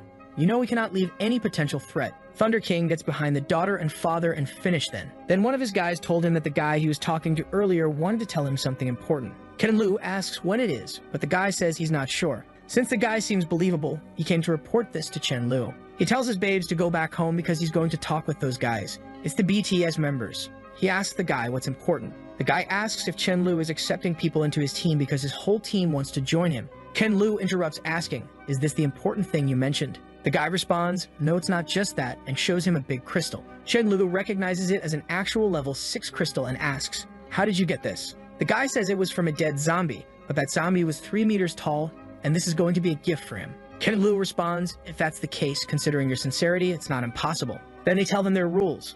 Always obey, always fight, and if you try to run from the fights, you're dead. The guy seems to accept it, while Chen Lu, holding the crystal, thinks that with this, he can be promoted to level 5 in almost 3 days, which is already a month faster than he projected. Then Chen Lu tells Chen Yuan to see if any of them have light abilities or good support abilities. If someone has that and is willing to join, he is allowed to accept them. Thunder King is already back, and Chen Lu thinks it was really fast this time. The dog is all happy, saying he is a professional now. Now Chen Lu is giving orders to everyone about how many zombies they should kill and how much time they should spend hunting. Everyone just accepts. Then we see some guys confused. I thought you were the one who led the team. I didn't expect beautiful girls would be leading everyone. Is this girl very powerful? The guy just says that those girls have been with Chen Lu for a long time, so she's already level 2 and some other girls are already at level 3. Then they find some zombies and the girl gives everyone orders on what to do. One of the guys had to watch over the community entrance. An hour later, he saw a bunch of yellow cars coming to the community and passed the information to everyone. Ken Yuan told everyone to get together, but the people collecting supplies were curious.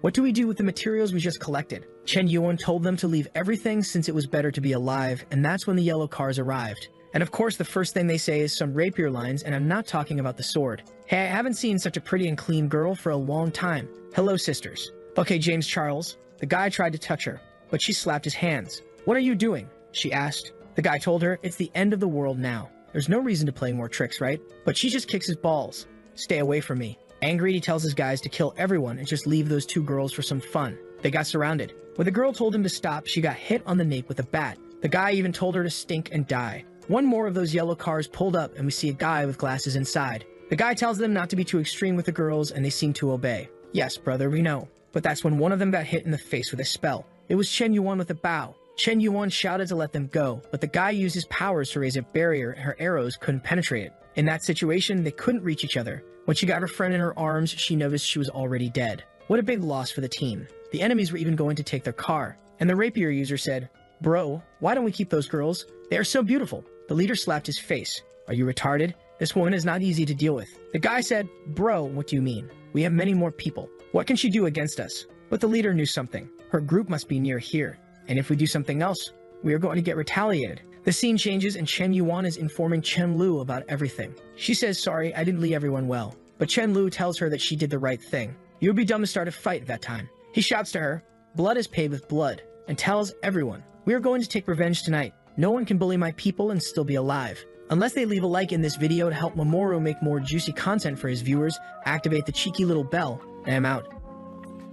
Some of the enemies are pointing. Brother Yuan, someone is coming. It seems that they are the group of people that we just left. The leader Yuan is impressed. Jesus, how they got here so fast. Chen Lu is leading everyone in the front, and now they are face to face. Ken Yuan tells to our boy it's them. The guy with the glasses is unimpressed with Chen Lu and thinks, that woman was a third-level superpower. Why she is following such a weak guy? Chen Lu asks him, are you the leader? You are really brave for what you have done, and I have no reason to let you go. The guy with the glasses taken back thinking, this young man looks way too confident. It's better to me to be on the safe side. I don't want to fight forcefully. And he says, little brother, it's our fault, okay. How about we give you back the heavy truck and some rice as a compensation? What do you think? Ken Lu says, if I kill someone on your side, can I pay that with rice? What about this? I can give you hundreds of rice bags and then I take all of your lives. Now they are scared. Damn, this young man is crazy. There must be a reason for all this confidence. I need to give him some explanation or he is going to start this fight. Then he says, this incident was caused by Hazy, and we cannot let everyone take the blame together. You guys can take Hazy and do whatever you want. He's grabbed and shouts, brother, are you really going to do that? I usually follow your lead. You cannot do this to me. Besides, it was the woman who made the first move. Chen Lu didn't like it and thought, he really thinks that he can just give me one person and treat that as a solution. But the guy on the floor says, brother, I didn't know she was yours. Besides, I wasn't the only one who took action. Lake Kitty and Mauer also took action. Chen Lu looked at their leader. What are we going to do now? Glasses looked to his team and said, unfortunately, I also have to sacrifice you too. Everyone can hit them until they die. The guys were all beat up when a healer came in and fixed them, and then they kept getting healed and beat up. When the guys were finally dead, Glasses asked to Chen Lu, okay, now it's even right. But Chen Lu told him, I don't think so. Are the lives of those people worth of mine? Nah, not enough. This can't be so easy for all of you. The leader of the guys asked, aren't you being too unreasonable? But Chen Lu just answered, why should I be reasonable? Trembling, the guy said, I have never seen such a crazy person like you. Do you really think that I am that afraid of you? Here in our base, everyone has killed zombies, and we have a little more people than you. This is the last time. You guys have to leave now. That's when Chen Lu thinks there's a lot of new people on my team, and they haven't seen my powers. To command people, you have to show power, and some of them never saw me in action. Chen Lu told to everyone to stay back and said, I will go alone. Glasses got confused. What is the meaning of this? This guy wants to be a hero. He's about to get crushed. But Chen Lu is happy thinking, such a cool guy giving me a chance to show off my strength. He takes out his void sword and rushes towards the guy that tries to stop him with his barrier. But the barrier was far from enough and he got cut in half. Ken Lu is even getting some buffs from his girlfriend. And with that, he rushes to kill everyone. Even though he was alone, the enemies had no chance. And the people on his side were scared, saying, boss is too strong. Fortunately, I didn't go against him at first. Strangely enough, Millie is sad with this. She thinks the gap between her and him is really getting bigger and bigger. Now everyone is praising him. He tells to his group that he is sad with the girl's death. But this world now, it's like this. The main reason that they need to hunt every day, it's not just because of the crystals, but also because the real-life battle experience. They need to fight more. He says that but killed everyone alone, nice. With that, Chen Lu tell them to pack everything and go back home. Next scene, we see two guys drooling over Thunder King, thank you China. One thing's for sure, they are not letting the stereotype die. The guy is thinking, we're about to have a great time. When the woodpecker was about to go, his friend stopped him. He looks back and asks, why are you waiting? The dog is going to run away. His friend says, we have been hungry for more than a day. What if the dog runs very fast? We need something to lure him. The guy says that he's holding a poop for 2 days, and he knows the dogs are always attracted by the smell. Woodpecker guy says that is good strategy, so let's do it. Unfortunately, that didn't work, so they went to take the dog anyways. But the black Pikachu easily got rid of them. Then everyone got back home and Chen Lu told them to practice after the lunch. But he's thinking that they need more people. If they have to fight against a team with more than 100 members, they are bound to lose. All that he wants is people who are willing to collect crystals and obey the rules. So he's going to make a recruitment announcement. Then they make a huge one, but the summary is simple. They offer house, food, and water. All you need to do is obey the rules and hunt zombies. If the person is a support class, they have no requirements. And now the minimum level to enter is 2. Then some guys in the car saw the sign, but not all of them were level 2. Chen Wang told them that if they paid 3 crystals of the first level, they could also join. The blonde guy with long hair said that he was a healer with also strength abilities, so Chen Lu went to talk with them. He took Rice with him and Rice told him that the guys had no bad intentions. Back into his room, Chen Lu feels lucky. It was easier than he thought to recruit more people and even a new healer. And with the juicy crystal, he's going to reach level 5 in this night. When that happens, he's going to become immortal for any level 1 zombie. The crystal breaks and now he's level 5. And all it took for him was 1 month. He passed Rice's head saying, I'm so happy that I have to celebrate with my lay. Rice is angry thinking, once again, I'm alone in this bed. Next day, they're going to hunt on the Xingfu Road in the vegetables market. They get there and Chen Lu explains a strategy for everyone. As always, they're going to use Chen Wang to bring as much zombies as possible. Mei Li buffs him and he runs around the city baiting all the zombies. That way is really easy for the magical users to kill everything. After 1 hour of hunting, Chen Lu decides to participate. He remembers that in his last life at this moment, a level 4 or 5 mutant was supposed to be in this market. The problem is that he doesn't know the perfect position. Chen Lu just suddenly appears in front of everyone. The zombie with the straw hat is the Earth Zombie and uses his powers in Chen Lu direction. But with void walking and level 5 is really easy for him to dodge. 1 second, he's face to face. On the other one, he's already behind cutting its head. Takes the zombie head and runs for his team, bringing a bunch of zombies so everyone can farm. After some time, they were finally able to kill everything. But everyone is exhausted. He brought more than 200. Chen Lu explains to them, everyone needs to get stronger faster because the zombies are getting stronger. He thinks that in the last life, the majority of the people with superpowers were able to survive in the first days. But the problem was they couldn't keep up with how stronger the zombies were getting day by day. Everyone is happy and now they are going back home. But that's when a guy in a truck sees everyone leaving with the supplies. He's a crazy one because he stopped the Chen Lu car with his body. Brother, you got lucky that he didn't run over you. Chen Lu told him don't block the road. And the guy thinks this kid doesn't look easy to deal with. And Chen Lu recognizes the guy.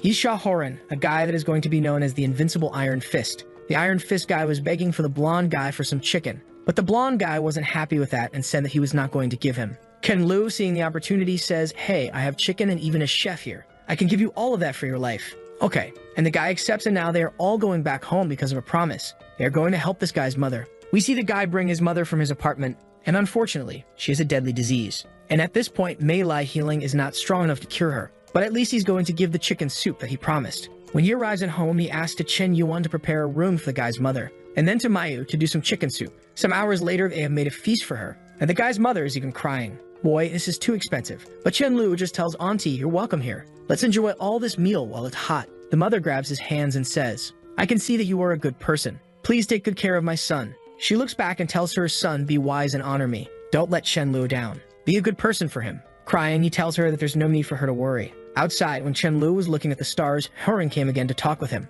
Brother, thank you, but my mother is gone. At least you don't have to suffer more. Chen Lu gave his condolences, and Horan told him, brother, I'm gonna do my best for you. Chen Lu says that he believes on him. Of course he believes. He knows that this guy was strong in his last life. But the most important thing right now is to establish a sense of hierarchy in this place. He needs to create a set of rewards and punishments. This way it's easy to mobilize everyone's enthusiasm. Of course he's going to be the king. He's going to have the deputy leader, the elders, the elite members, and the ordinary members. And under everything, the new members. And some people are going to have specific functions, like Sudaju and Mei Lei. Right now, those who can reach level 3 can become elite members. The better the position in this place, the more points they get. And those points can be traded for supplies. Next day, he explains the hierarchy for everyone. Ken Yumon is going to lead the women's team, while Feng Yu and Shen Wan are going to be the captains. So from now on with the points system, as long as you dare to fight with your life, you come with a good life. Come on everyone, kill zombies, earn points. That's going to be the motto of this place. Everyone shouts that today's funeral is mine. Some cars were passing through the villa, when a guy rolled down the car window and asked, let me ask you something. Why there's no zombies around here? You know what's going on? His name is Zhao Hai. The guy told him they were all killed. In front of there's a villa with a large survivor base. The people there are really good, and they have food to eat every day. You've even said that they have a good life. The guy seems puzzled. He looks to the guy behind him, Jin Tao, the guy with green hair, and asks, shall we go and have a meeting with them? They must be pretty good. Green hair says that it's a good idea. Maybe they can even eat some meat. Those are the guys that our boys sold his property before everything happened. It was all because of the mortgages. So in theory, this villa is on their name. But the blonde guy looked back and asked, it's the end of the world. What's the use of money? His friend answered, yeah, it's possible that Chen Lu just died long ago. Seeing all those guys coming up, the goofy guy is scared. So many cars, we don't have enough people right now. So he takes the walkie-talkie and says, Brother Chen, we need some help. Then Chen Lu arrives with his team. The guy recognizes him and says, isn't this guy Chen Lu? And Chen Lu also recognizes the guy. Why the guy that gave me money is here? The guy gets closer. Brother, I didn't expect to see you under such circumstances. What a fate, isn't it? Chen Lu replies, I didn't expect to meet you either. Then Zhao Hai asks, brother, are you the person in charge of this place? Ken Lu just says yes. And the guy reminds him, brother, you know that you owe me 300 million, right? And you should have paid me already. But due to special circumstances, damage and interest are not required. So pay it back now, the 300 at least. Ken-Lu is not liking this and thinks, why does he have this illusion that I'm going to pay back even a cent? And then says, you might not know something about me, but I never rely on other people's money. I actually already gave you the money back. Didn't you look into your bank account?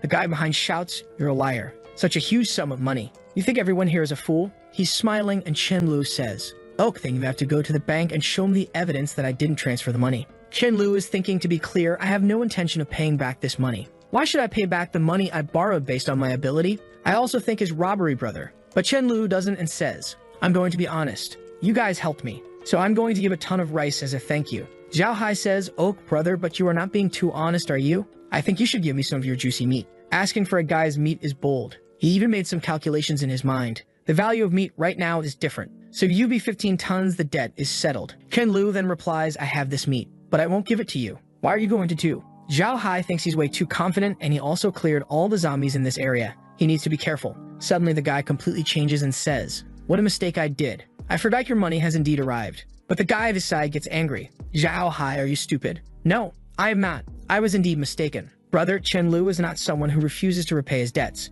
Ken-Lu says that that's the case. They can now go with their people. Zhao Hai was trying to leave, but his friend was shouting at him. Idiot. They only have these people on their side. Why are you acting like this? You dumb truck. Let's face this Chen-Lu guy and take everything. Ken-Lu shouts. Those who don't want to die go with Zhao Hai. I will give you 10 seconds. Green hair looks to the side, and everyone's is hesitant. The guy creates some blue flames into his hands and Chen-Lu recognizes it's a dark flame from the Dark System talents, but it's a pity. The guy summons some skeletons and says to Chen-Lu that he's going to kill him and his soul is going to be devoured and that he is not going to be able to reincarnate forever. Chen-Lu tells his team that it's a good moment to get some points. Thunder King came barking and Chen-Lu asks to Rice what is he saying. Rice explained. He says that you are being racist against dogs. They should also be able to gain points and climb the ranks. Ken-Lu was thinking, damn this dog. I gave him everything, so for what he's going to use these points. But in this case, Oak, I give you some points if you really want it. Thunder King smiles and with one ability, he explodes everyone. Myling tells him to be careful, but he just rushes the guy and he thinks this dog is too doggy. I don't know what he means by that. Now Chen-Lu is done. He wanted to exercise all team members, but a dog ruined the plan. The guy tries to protect himself, shouting, don't come here. He even closes his eyes out of fear. But when he opens it again, the dog is just enjoying his time with the ball. He stares at him and gets scared and falls on the floor. The guy rushes to Chen-Lu, hugs his legs, and begs for mercy. Chen-Lu says, don't worry, I'm not going to kill you. You are going to help me with some crystals. Of course, part of his plan is to help this guy grow. When this guy gets to level 4 or 5, he's going to kill him and use his crystal. But the guy is just thanking him. Big brother, thank you so much for being so merciful. Ken-Lu says, young man, you are so talented. I'm very optimistic about you. But if you dare to make any small move and try to escape, I will have to break your limbs. Then he tells the guy at his side to lock this guy up. Zhao Hai comes once again to talk with him. Brother Chen, you are really capable. Sorry for anything that I've said. This is a small gift, a Texas kid's toy. Our boy thanks him and puts into his dimension thinking, I'm level 5 now, this has no use for me. So he uses the toy on himself just to show that weapons cannot even reach his body. Zhao Hai falls to the floor thinking that he is so far away. They are on a completely different level. Ken-Lu, you are too strong. He just says thanks. He grabs the guy's wrist and says, we have no problem, brother. Why don't we cooperate in the future? Like, are there any members of the light, dark, earth, or natural elements present? Of course, any other support ability is also welcome. Anyone who wants to join can consider it. The K-pop guy goes in the front and says, here we have 3 meals a day, even meat sometimes. Why so much hesitation? A lot of guys seem interested now and one shouts, I don't want to go, I have earth element, please. Then Chen-Lu asks Zhao Hai, brother Zhao, you don't mind if I take some of your members, right? Zhao, with no options, just agrees. But now he knows why Chen-Lu showed his abilities. Everyone is happy and Chen-Lu gave them the mission. Bring me 10 zombie crystals and you can join as a new member. The guys went to hunt and Zhao Hai tells to Chen-Lu, brother Chen, if you need anything in the future, you could come to meet me in the Jinglong Garden. I will live there. But if I ever have trouble in the future, I hope that brother Chen, for the sake of being a friend, will help me. Chen-Lu says, of course, brother. The night falls and that means that it's time for the healing bed. But Manlai is telling him that she's impressed with the new members. They are all performing very well. She's happy, and she believes that they are going to survive. But Chen-Lu tells her that they have to wait and see how things are going to happen. The mutants are starting to evolve and things are going to get harder from now on. But he thinks that this is actually a good thing, because the stronger the mutants, the better the crystals. And that means that he can also evolve more. Otherwise, they would have no chance against the other creatures that are coming. Next day in the morning, he says to everyone, be careful. The fights are going to become more and more severe. Watching everyone going, he knows. There's no reason to avoid fights. Or you get stronger and survive, or you die anyways. The best choice is to get as much combat experience as you can. In that moment, Rice says, Chen Lu, I have an ominous feeling. I feel that Mai Lai will be injured, but her life is not full in danger. Chen Lu finds it strange. Mai Lai is with Mai Ling, Su Daju, and Thunder King. How she can get injured with all those bodyguards? He looks to Rice, so I should follow them. But then the cat tells him to not go, saying that he needs to let them go and get stronger by fighting. He can be there and help only if they are going to die. Chen Lu was impressed with the cat. Only level 10 spiritual users can detect this type of imminent danger, so maybe he should use more crystals on Rice. Then we see Su Daju and Mei Li fighting in the city. They are facing a lot of level 2 zombies. Up to now, things are going smooth, but a zombie is observing them, and this one seems to be intelligent. He noticed that a group is stronger than your average human, and right now he's the only one here, so he cannot rush this. So he goes to call some other zombies to help him. Then we see a lot of zombies coming for them. But with melee buffs and Mylan powers, things are not that hard. They decide to take a little distance of the zombies, but strangely enough, they seem to be running faster. There's some sort of wind power accelerating their movement, so they have to stop and fight them. That's when the leader of the zombies finds a chance. He's immediately back and takes the chance to attack her. But Milling enters in front and takes the hit. Her arm is bleeding, but she says that she's fine. She uses some of her powers on the zombie, but he easily dodges. Studaju goes in front of the girls to protect them, asking Millie to heal Mylan while he rushes. He gets some buffs, and that's when Thunder King notices everything. Seeing the three of them fighting, he's scared. He knows that if those guys die, he will be eaten by Chen Lu. So he attacks from the back. Studaju takes the opportunity to hit with his bat at the monster's head, but once more he blocks. Then Li buffs Thunder King and he hits the zombie back. With that, he falls on the floor, and now it's easy to finish it. Everyone is exhausted, and Thunder King wants to give this crystal to Chen Lu so he can get a lot of points. Sometime later, he's all smug. Rice tells to Chen Lu, this stinky dog wants to know how many points for those crystals. Chen Lu picks one of them. Damn, there are actually level 4 crystals. Thunder King, I will give you 100 points just for this one. He's all happy, and then he gives the crystal to Rice. And Thunder King is thinking, why I'm working to give crystals to a cat? Chen Lu tells him, if you want, you can keep the crystals, but then I'm not giving you points. Now Thunder King does not want it anymore. Chen Lu was impressed. Rice's prediction really did happen. The first time when Nikocado Avocado was trying to get her, Rice also told him previously. The strange thing was that Sudaju was involved in everything and even got hurt. But Rice didn't told him anything about this. That means that maybe he can only feel the safety of those around him. And if that's the case, he needs to cultivate this sensibility. Sometime later, they are having a lunch when Thunder King pulls up. Everyone notices. He's getting bigger. Sudaju says that maybe he's eating too much. Thunder King got angry and Rice explains to everyone. Thunder King just reached level 4, that's why he got bigger. Everyone is happy. But Myling is thinking, why my progress is slower than a dog? Then Rice says that Thunder King is asking what he's going to earn for being the first to reach level 4. Ken Lu notices that he probably wants some points, but he asks, for what are you going to use those points since there's no reason? But the dog says, I have a dream, and that is to be an elder dog, and then a captain dog. Maybe someday everyone will call me dog leader. Ken Lu asks what is that dog leader position means. Kicks his ass saying, I feel like this animal wants to take my place. But the dog is behind him barking. Points, points, give me points. Ken Lu says, okay, let me think about it first. That's when someone told him on his walkie-talkie that some brothers from Zhao Hao, the guy that lent him the money, arrived asking for some help. Ken Lu says let him in. Then we see a guy given a red box.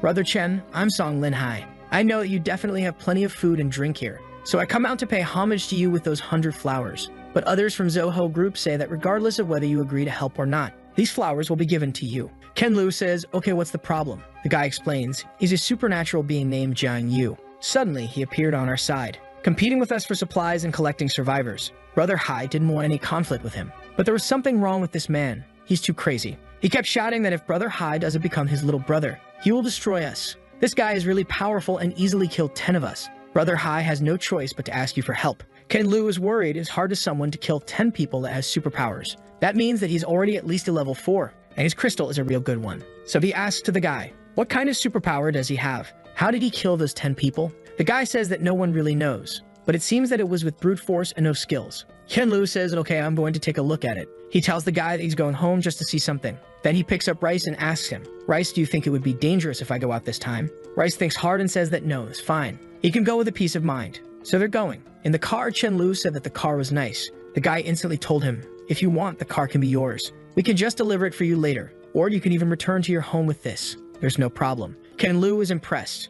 Those guys, Zhao Hai and Song Lin, they really know how to deal with people. When he got there, Zhao Hai was thanking him. I will always keep this friendship in my mind, Chen Lu. I'm looking forward for the day that I can help you. The guy, Jiang Wu, is really powerful, and the spells that we used on him had almost no effect. Please wait a moment. I will gather people to find him. Then we see a fatty enjoying some babes. He's all happy thinking, watching some enemies have its benefits. I was able to understand how the crystals work before everyone. Although the food was a bit trash, there was no other way to have so many beautiful women in my lifetime. That's when someone opened his door shouting, "Brother Zhao Hai has brought some people here." The guy stands up, saying that they are going to see who they brought this time. Then we see the two gangs outside. The fat guy goes into Zhao Hai's face and says, "I gave you a chance, but you're shameless. And now you're here seeking for death." Ken Lu is behind, just observing and thinking, "I think it's going to be easy. There's no way I cannot kill this guy with one swing." Zhao Hai tells to the guy Jiang Yu, "If you kill the guy that came to me this time, I could become your little brother." Then he tells to his group, "Anyone who dares to step up and fight against Jiang Wu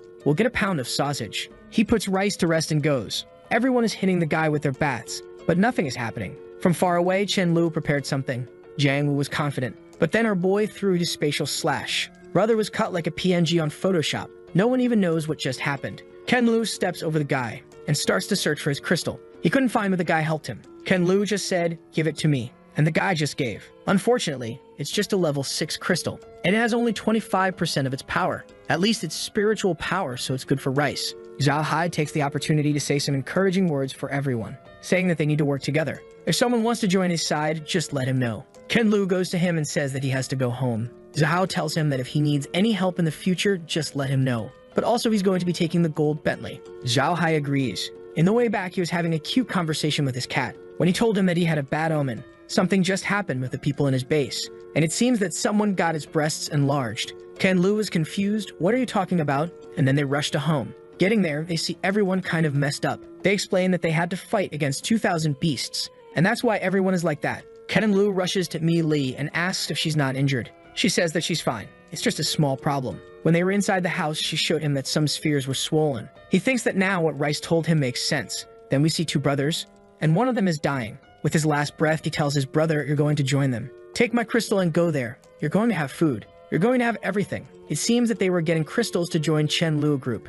Taking it out of his brother's head, he thinks. Why he asks for these things? Why we need to give him these? Survivors should just help each other. Is those requirements fault? If it wasn't for them, my brother wouldn't have died. I hate you. I want to bury all of you with my brother. Then sometime later, we see him talk with Chen Lu. "I brought the crystals that you asked for." But that's when Rice tells him, "This man, he wants to kill you." Ken Lu is confused. What have I done against this guy? But the guy just asks, "Can I join now?" He says, "Of course, come on. I will show you the place myself."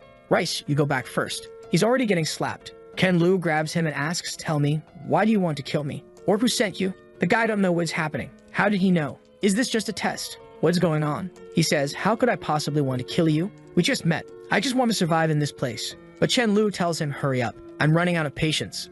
Another one across the face. The guy is confused. What is going on? He's really going to beat me to death. Then he turns on his powers. Ice on the right hand and fire on his left hand and says, "Chen Lu, we are going to fight." Ken Lu is impressed with the double powers. Rushing, the guy says, "It's all your fault. Such harsh conditions made my brother die. While we were fighting, you were sitting at home enjoying your leisure time, teasing cats. You deserve to die." Ken Lu asks, "What are you making?" "It sounds like I caused the end of the world. I didn't beg you to join my team." With tears in his eyes, the guy rushes. "Shut up and just die for my brother." Seeing the dual ability, Chen Lu thinks it's so rare to meet someone with dual abilities. That's a pity, and he cuts the guy in half. Those void blades are sharp. Sometime later, we learn that Rice is now level 4, and told him that one guy was about to die. Chen Lu decided to try to save the guy, so he can see if it's possible to change Rice's death prophecy. In the way, they saw a cat, and the cat attacked the guy. Chen Lu thought, is this zombie cat the reason of his death? So he slapped the cat. But at the same time, Rice started to cough blood. Thunder King was shocked. He didn't know what to do,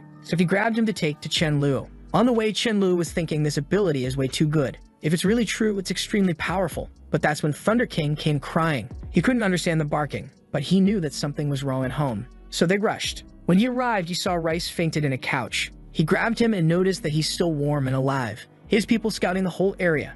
That means that it's not an outsider thing. Who did it? He asked to Thunder King. Then Melee came running. Why are you looking for me, Brother Chen? He tells her that later he explains. But please save him first. Ken Lu is thinking maybe because I saved the guy and the prophecy backfired on Rice. But it's strange. I already have used his predictions to change my decisions. So why it was different this time? That's when Rice awakes. Telling to Chen Lu, don't worry, I'm fine. And explaining to him that it was indeed because of the prophecy. Ken Lu says that he's sorry. I shouldn't have tried it so recklessly. He explains that he has some sort of destiny dimension. And the further someone is from him, the more taxing it is to change the person's destiny. Ken Lu understood. so it's all about level of intimacy. That means that he can only safely save his life, Mai Li and Mai Ling. Or in short, his abilities should be used with caution, and tells the Thunder King that would be good if he can get closer to Rice. Thunder King kinda didn't want it, but when Chen Lu explained it to him, he was even willing to lick. A month later, Chen Lu is talking with a whole group, telling them that a lot of people have evolved to level 2, but people are insecure. It seems that there's a lot of level 3 zombies right now.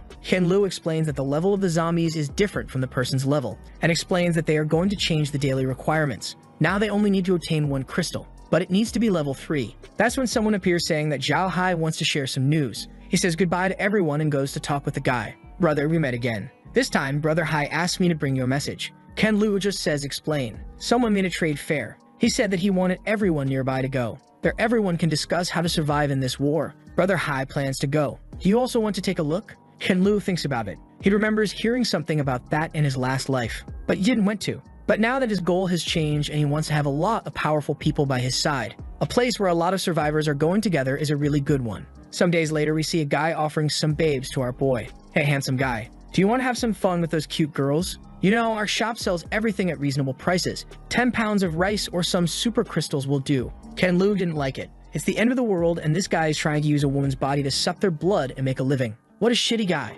What's more, I'm a good man. So he just walks away, and Zhao Hai tells the guy to vanish. Even Chen Lu group are going to sell some things, and of course they're going to accept crystals as payment. Then we see a lot of guys been thrown around, and Chen Lu recognizes his brother Long, the guy that he bought his subordinate with a chicken. It seems that there was 2 guys fighting for a chicken again, when Chen Lu appears once more and tries to buy the chicken, saying that he's going to give 20 level 2 crystals just for the chicken. Both guys got angry at Chen Lu, and one more tried to grab him by the shoulders, but got punched in the face by Horan.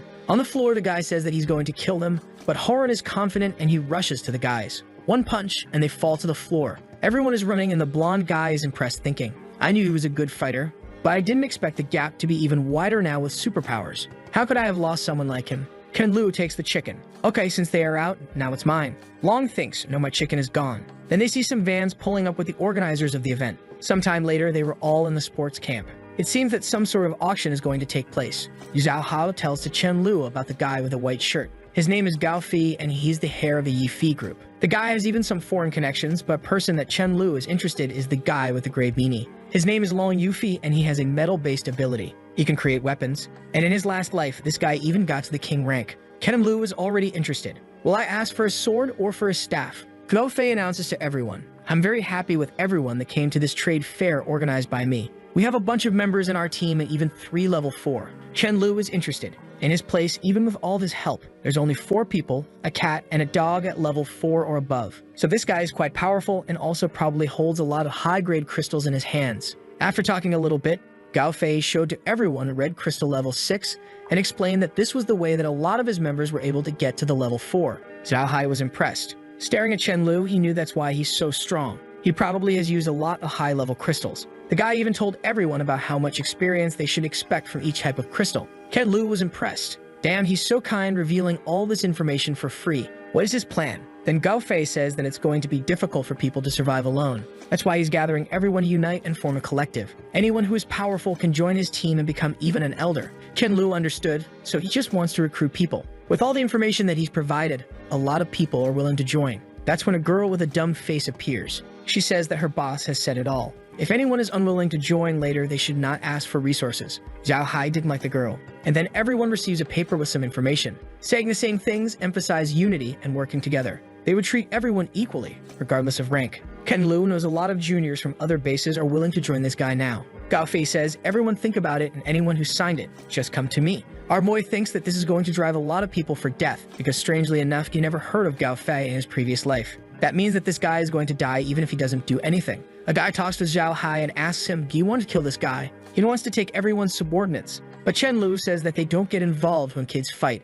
Sometime later, one of the members is showing him 3 guys that wants to join the team. But he says, brother, our request, you only accept level 3 survivors has attracted the attention of everyone, so be careful. Staring at the guys, Chen Lu is thinking, could it be that someone is trying to infiltrate our ranks? But all he needs to do is ask Rice. And then he tells to everyone, let's go home. And the way back, he saw the girl. Her name is Meng Yang, and she's an Earth-type user. And when it comes to good survivors, our boy is Ash Ketchum, so he goes to talk with the girl. But he came with way too many people, and she gets scared and runs crying. Ken and Lu shouts for her, don't run away, I don't mean any harm. but she transforms herself into a rabbit. Unfortunately, it's impossible to run from Chen Lu. He just uses his void walking and grabs her by the ears, then stares at her and says, I really mean no harm. How about you changing back? It's way too dangerous for you to be here. Let's go back. Don't need to say anything. Brother here is going to take you to eat some good food. Back home, Mei Lai is curious. Why did you bring a chicken and a rabbit? He drops Meng Ying in the floor and she turns back into a human. She asks him, why did you pick me up? You captured me by force. But Chen Lu ignores her and asks for Chen Yuan to take her to eat something. Meng Ying says that she's not going to eat anything that he offers her, but there she's eating everything. Chen Lu takes the chance. Hey Meng Ying, didn't you say that even if you starve to death, you wouldn't eat my food? She says that he has way too much food, so she's not feeling guilty. Chen Lu tells her, even if you want to run, I'm going to hug you and forcefully bring you back. Bro got that restraining order. He explains to her they are lacking natural superpowers in this place, so they need her here. All that she needs to do is grow some vegetables, and he's even going to provide meat for her every day. But like, what type of meat are you going to give her? She was thinking that she had no way to escape, so without choices, she's going to help him. He gave her some seeds and told her to plant those. It's going to be a pleasure to work with you. Then he and Su Daju were talking about the new 3 members. All of them were spies. After the good old torture, they revealed their intentions. 2 of them were sent by Gao Fi, and 1 of them was sent by Qilin. Ken Lu gives the order, kill them all, and don't make any noise. Let's see what's going to happen. Then the same guy came to talk with him again, explaining that someone went to talk with Zhao Hai to discuss how to deal with Gao Fi, and the person asked for them to invite Chen Lu. Out of curiosity, Chen Lu decides to go. Then we see a desk with some people discussing how to deal with Gao Fei. The guy with the polo shirt says that he has a way to deal with Gao Fei, so he's going to take 30% of all his supplies. Ken Lu interrupts and says, if that's the case, I'm not joining you guys. Kaylin, or the guy with the polo, says, little brother, be careful with what you say. You have to participate. Don't you know how things happen in this circle? If you are not going with us, you are against us. Zhao Hai is perplexed. I told him to not mess with Chen Lu, and our boy is thinking, what? If I don't participate, he is going to kill me? Kaylin keeps saying, why you don't want to join us? You are only going to lose things. The guy smoking at his side speaks. Maybe he wants to sneak when we attack so he can take everything from our bases. Zhao Hai stands up. Brothers, I guarantee that Chen Lu would never do something like that. He just doesn't want to join this fight. But Kailin says, I don't believe in this guy. He has to kneel and apologize for everyone here. Zhao Hai replies, I warn you guys, but now is with you. Chen Lu just asks, you are very brave and I want to see what you are going to do with me. Kailin threatens him. Oak, I know you are quite capable. You're probably a level 4, and that's strong. But can you deal with hundreds of people? Since you have grown so fast, I'm sure that you have some crystals in your body. Give me them, and I spare your life. Chen Lu understood everything, so he was trying to create a conspiracy from the get-go, just looking for an excuse to deal with him. 4 guys surrounded Chen Lu, and Kailin told them to search his body. The precious crystal must be on him. Little boy, I advise you, don't move or the consequences are going to be ugly. They were going to grab Chen Lu, and he was saying, I didn't want to do anything to you. He knew that this is the guy that was going to kill Gao Fei. But unfortunately, he has to do something now. Next second, he's behind the guy. He turns his head just to get slapped across the face. Ken Lu slaps him once more. I'm asking you, how do you plan to kill Gao Fei? But Kailin is motivated. I'm not going to tell you anything, if you dare kill me. And all the guys are surrounding him again. Ken Lu says, I don't like threats, and slapped him again. Bro, I've seen some family-friendly girls getting less spanked than that. Everyone is telling him to stop, he's crazy. But our boy says, are you going to tell me? Kailin with his red cheeks says, I've never been beaten like that since I was 13. If you want, beat me to death and we will die together. Ken Lu grabs his neck. He's really a tough guy and had some potential. It's a pity that he messed with me. Some guys ran to try to save their boss, but he's gone already. And now Chen Lu knows he has to be the one that is going to deal with Gao Fei. Sometime later, Zhao Hai is thinking, I knew it would be like this. Bunch of bodies on the floor and the other guys are running. Ken Lu thinks that he didn't want to kill anyone. But what he can do, always smiling, he turns to everyone else. Brothers, don't be afraid. I'm not going to kill everyone. As long as you guys don't mess with me, I'll never be the one that takes the initiative to cause trouble. And also, I don't want to take all your manpower. You guys can have your members. Everyone understood and replied, don't worry, Chen Lu, we don't dare to provoke you. The guys were all scared talking with each other. Bro, it was so scary. How can a level 4 be so powerful? And now, what are we going to do? What if we talk with Gao Fei? He has 3 level 4s. Maybe he can kill Chen Lu. Then we see Long Yufi, the guy with the gray hair, that our boy wants him to join his team. A guy came to talk with him, saying that his wife was killed and clapped by other guys in this base. You guys know what I mean. Long Yufi asked him, are you sure? Crying, the guy told him, I'm pretty sure, bro, I saw them. There's no humanity at all in this killing. Then Long Yufi went to talk with the guys. He stopped at the door and heard one of them saying, it's a pity that she died so early. I was having so much fun. I can only look for another one now. Yufi opened the door and asked, what are you guys doing? The guy replied, Brother Long, what are we doing? That's when Gao Fei intervened. Brother Long, what are you doing? Long told him this guy killed the guy's wife and even clapped her. He deserves to die. But Gao Fei says, Long Yu, calm down, bro. I know this is wrong, but he does not deserve to die. He can kill more zombies and that would make up for his mistakes. But Long Fei him, this doesn't make up for his mistakes. I'm more valuable than him, and I want him dead. The guy then replies, Gao Fei, you have to help me since I'm taking the blame for you. So it was all Gao Fei's doing. He even goes to his face and says, Gao Fei takes care of everyone. What if he just wants to have some fun with a few women? That way he can keep his mind clean and even save more people. Long says, so that was your plan. You're not letting people because you want them to survive. You just want to feel like a king and take over some woman. You know what? I'm going a different path. Goodbye. The guy behind him says that brother Long Yufei cannot go. What if he tells your story to everyone? But Gao Fei replies, there's too much people that knows Long Yufei. We cannot kill him like that. Let's just say that he was the one that was having relations with all the girls. When everyone is against him, we just kill him. Getting out of the base, Long Yufei was thinking, I'm so naive. All that I wanted was for people to help each other to survive. How we can get more simpler than that? Where I'm going next? That's when the guys that are planning to kill Chen Lu appeared. Brothers, we are here to surrender. We want to see Gao Fei. There's a guy that goes by the name Chen Lu, and we need to kill him. Then we see Horan telling to Chen Lu that he just reached level 4. Chen Lu explains that now he can control which part of his body gets stronger. Since he used to be a boxer, he needs to concentrate his powers into his hands. Horan thanks him and says that if it's his suggestion, of course he's going to try it. Then Chen Lu receives a message. Brother, Zhao Hai is looking for refuge in our base. He says that Gao Fei is coming to our base. Then we see Chen Lu asking him, how did Gao Fei find my base? Zhao Hai explains it's those brothers from yesterday. They took refuge with Gao Fei and now they want to kill you. Chen Lu thinks that's why I should have killed everyone. That's what I gained by sparing some lives. Chen Lu tells to everyone in the base, listen, everyone be ready to defend this place. The enemy is coming for us. Then we see a lot of cars driving to their base. Seeing Chen Lu's base, he thinks it's a really good one. It's a pity that he has to finish this guy. He takes a megaphone and says, we have 2,000 people, more than 76 at the 3rd level, 1,500 the 2nd level, even 2 people at the 4th level. I advise you to surrender. Those who leave this base are going to be my brothers from now on. The first 10 people to surrender are going to get some rewards. 2 bottles of water and 2 ham sausages. Gao Fei is confused. Why isn't anyone coming out? It's such a great offer. Inside Chen Lu's board, even the most ordinary member in my team eats better than that.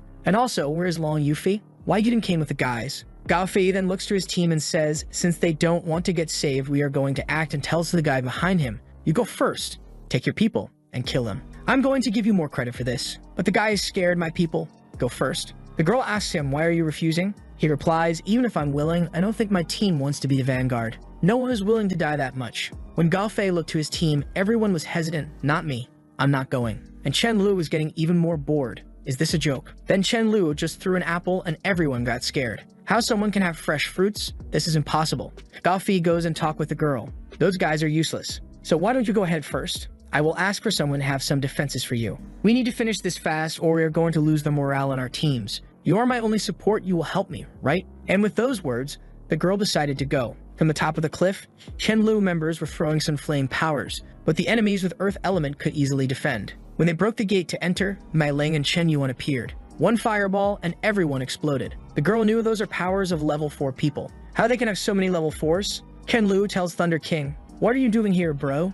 Go get some. He went flying. Using his abilities, he was easily exploding everyone. Thunder King now even walks like a human and easily defeats Gao Fei. When everyone saw Thunder King over Gao Fei, they surrendered. One of those guys shouted, don't kill me, I'm a priest, I know how to heal. Chen Lu went to talk with the guy. He said, brother, please don't kill me. My name is Lu Wen. I have the light attribute. Chen Lu asks, okay, then you have to answer with honesty. Why Long Yufei is not here? Why is he staying at the base? The guy says, he is not in the base. He was kicked out of the base by Gao Fei. He was using his powers to have some fun with the girls. Chen Lu tells him Long Yufei is not such a person. The guy explains, yeah, it was Gao Fei who did everything. But he put the blame on Long Yufei so he could kick him out of the team.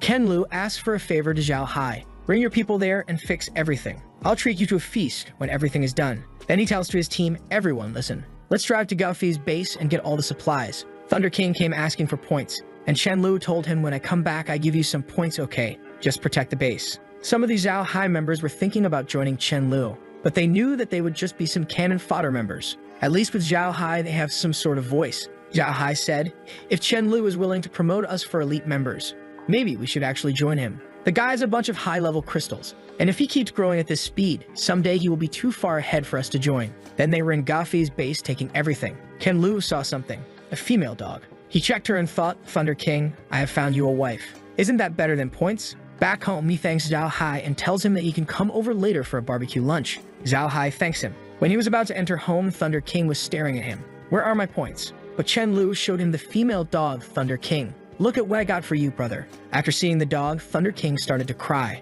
He thought that Chen Lu was going to abandon him. But Chen Lu explained that this was a wife for him. After analyzing the dog, Thunder King said that Golden Dog was not worthy of him. So Chen Lu tells him, okay, I'm going to give you to the girls. At least they are going to give you some affection. Then he gives the points to the dog that now has 1,500. And that's enough to trade those points for the elder position. Chen Lu was staring at him like, bro, why you want so much this position? But okay, tomorrow we do this. Sometime later, Zhao Hai came to the barbecue. Damn, that's so luxurious, he thought. Chen Lu told him, you helped me a lot. So this barbecue is a thanks. You can even take a pound of beef. Before the dinner begins, Chen Lu made an announcement. Listen, everyone. A member got 1,500 points to satisfy the elder position. You guys will have to show a lot of respect. Everyone was thinking 1,500 already. I got like 3 points a day. How he gets so much? Chen Lu said, everyone, this is the new elder member. All gracious Thunder King showed up. People were like, what? How a dog became an elder? And the first one, bro, is Thunder King. But everyone knows his strength. Chen Lu said, why are all you guys stunned? You should call him the elder dog from now on.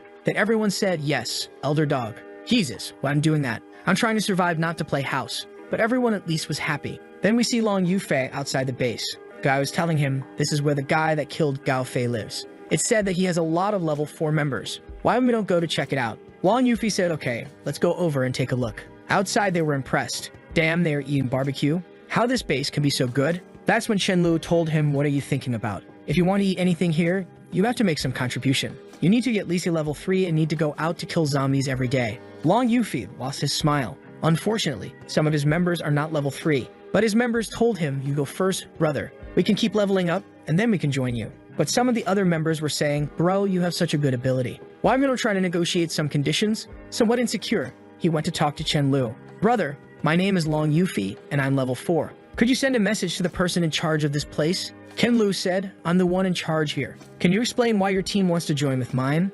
Long Yufei explains it's because I'm also someone who wants to kill all the zombies as fast as possible so this world can return to normal. Chen Lu said, I see. But he knows it's impossible to kill all the zombies, and he asked him about his abilities. Long said, I'm able to control metal and my physical strength is not weak. Chen Lu replied, so you can turn your body into metal? Let me test it. He opens his arms. Okay, test it, brother. Chen Lu told him be careful and punched his chest. He was sent back and was impressed. What just happened?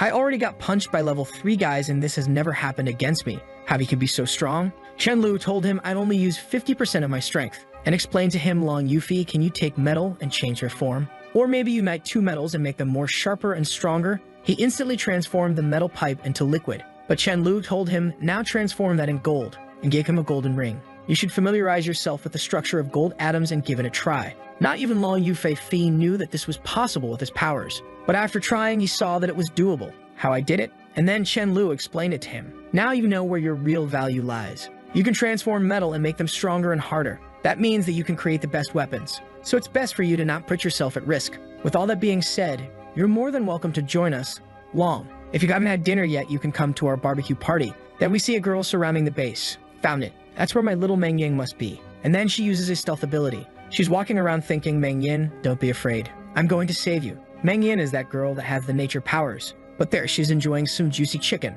That's when her friend appears and said, I've been hungry for several days trying to find you, and you are here eating fried chicken outside a room. Thunder King heard everything. Then Chen Lu went running. Someone was able to infiltrate our base. He knows that he needs the girls who can plant vegetables. He opens the door and asks, who are you and how did you get in? Meng Yin explained it. She's my friend and she can get invisible. That's how she infiltrated there. Chen Lu thought invisible and also her friend. This is a really rare ability. I must capture this one. So he says, so it's a friend of you. I just brought Meng Yin here because I saw that she was alone. I'm sorry for making you worried. We have a lot of other girls here, so why you don't join us? You're going to have food, water, and even some company. She replies, all right, but nothing is free. Why you want me to do? He asks for all the information in other mutants that she knows. And she tells him about a mutant that is surrounded by crystals. He was probably someone that had good powers but was killed. Ken Lu knows if he was killed by another person, that person wouldn't take the crystals. So that means that he was killed by some zombie. And that zombie is strong and is around here. And then she explained where the zombie was. Next day, when Chen Lu was going, Zhao Hai told something to him. Brother, I think we should all escape from here quickly. We saw the zombie and he was 100 meters away. But in a second, he appeared behind my men and killed everyone. Ken Lu asked if he's smart. Zhao Hai said yes, also he's really powerful. It's impossible to deal with that. He's way too fast and even uses some sort of wind blade. All the members are scared. Bro, we could only escape because he didn't chase us. But he's coming in this direction. I think we should all run from here. That's when Rice came and explained to him. Ken Lu, you are dead today. Chen Lu was shocked. What did you say? It's impossible since I have the void walking. How I'm going to die today? He grabs Rice, puts him on the floor. Explain for me carefully. Rice says, I'm feeling that you are probably going to die. Something is coming, and it's extremely dangerous even for you. Unless you leave a like on this video to help Mamoru make more juicy content for you. Do you remember that the last chapter ended when Rice came and said he was going to die today? Chen Lu asked what that was all about, and Rice explained that he felt the guy was going to die but also had a chance to gain great benefits. Ken Lu thinks that according to what Rice said, it's a creature of at least level 7, but he doesn't remember anything like that appearing in his past life. And what's this business about incredible benefits? Because a crystal from a level 7 monster wouldn't be that good for him anyway. He asked the cat if Myling and Millie are in danger, and it says no. When he gets home, Dahai asks if they're going to flee, and Chen Lu says they're staying. The guys are scared, but he says they can hide in the house until he deals with it. At that moment, Sugarishu and the sisters were coming back from a hunt, but they were being watched from behind a tree. While Millie talked about being starving, the guards at the gate pointed and asked what that was. At the same instant, the zombie disappeared and was already in front of the two. The trio turned to see the commotion, and the monster had already killed 3. Chen Lu ran over and told Rice to hide. He drew the blade from the void, teleported behind it, and hit it squarely, but he couldn't cut the creature. Now he understood it was at least level 8 or 9 actually. Ken Lu fell into the group that was confused about what was happening. He teleported again and went to hit the monster, but this time he almost got grabbed. It also had the same element as him. He fell to the ground and the guys called for him, but the zombie turned and looked at the sisters. Chen Lu hadn't yet confirmed if he could teleport with people, but even without experience, he had to risk it and got close to everyone. He activated his power but ended up far away and alone. Millie was about to be attacked. Once again, the sly guy teleported to the front. He stood still, commanding the zombie to die. It seemed like he had a plan with a crystal in his head. Suddenly, the monster felt something and fell to the ground. Chen Lu seemed tired and also passed out. Millie, crying, approached to heal him, and Sugaishu ordered everyone to be brought home until things stabilized. In the room, the Thunder King was angry, asking why Chen Lu was the only one hurt. Everyone was praying while Rice was angry because he already said the guy would wake up, but no one believed him. The only detail is that it took him 2 days to wake up. When he opened his eyes, Millie and the Thunder King were still beside him. He seemed a bit disoriented, wondering if he used time acceleration. He remembers another person from his past life who was the only one he knew that also had that. Once when he was stealing food from a garden, Myling came scolding him. He tried to escape with the void walk but stood still, not understanding what was happening. And with that, Myling kicked him. The girl next to her was Jiang, who had a time-affecting ability but could only use it on one person. He remembers that when she died, he put her body and crystal inside the dimension, but didn't expect it to have any effect. Chen Lu asks about the zombie, and she shows him the crystal.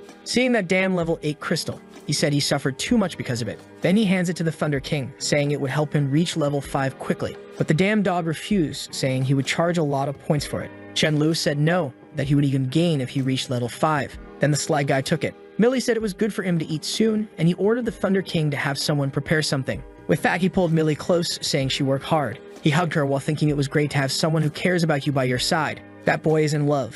The scene shifts to some guys surrounding an elephant. The girl on top says they better not blame her for having to kill everyone there. Some guys on the ground say she'll pay dearly when the boss's dog arrives. She was confused, wondering what kind of dog they were so confident about ending her elephant. However, she was crushing everyone with the elephant from Google Images. From afar, the beast looked gigantic, but there were 2 wolves observing it. At home, the girls were pampering the new dog until they informed Chen Luo that a giant elephant was approaching. Chen Luo remembered a tamer named A Cheng and wondered why he had come there. He arrived at the door and asked Mylan if she had an amazing dog there. Seeing the golden retriever, he said it looked like a strong and brave dog.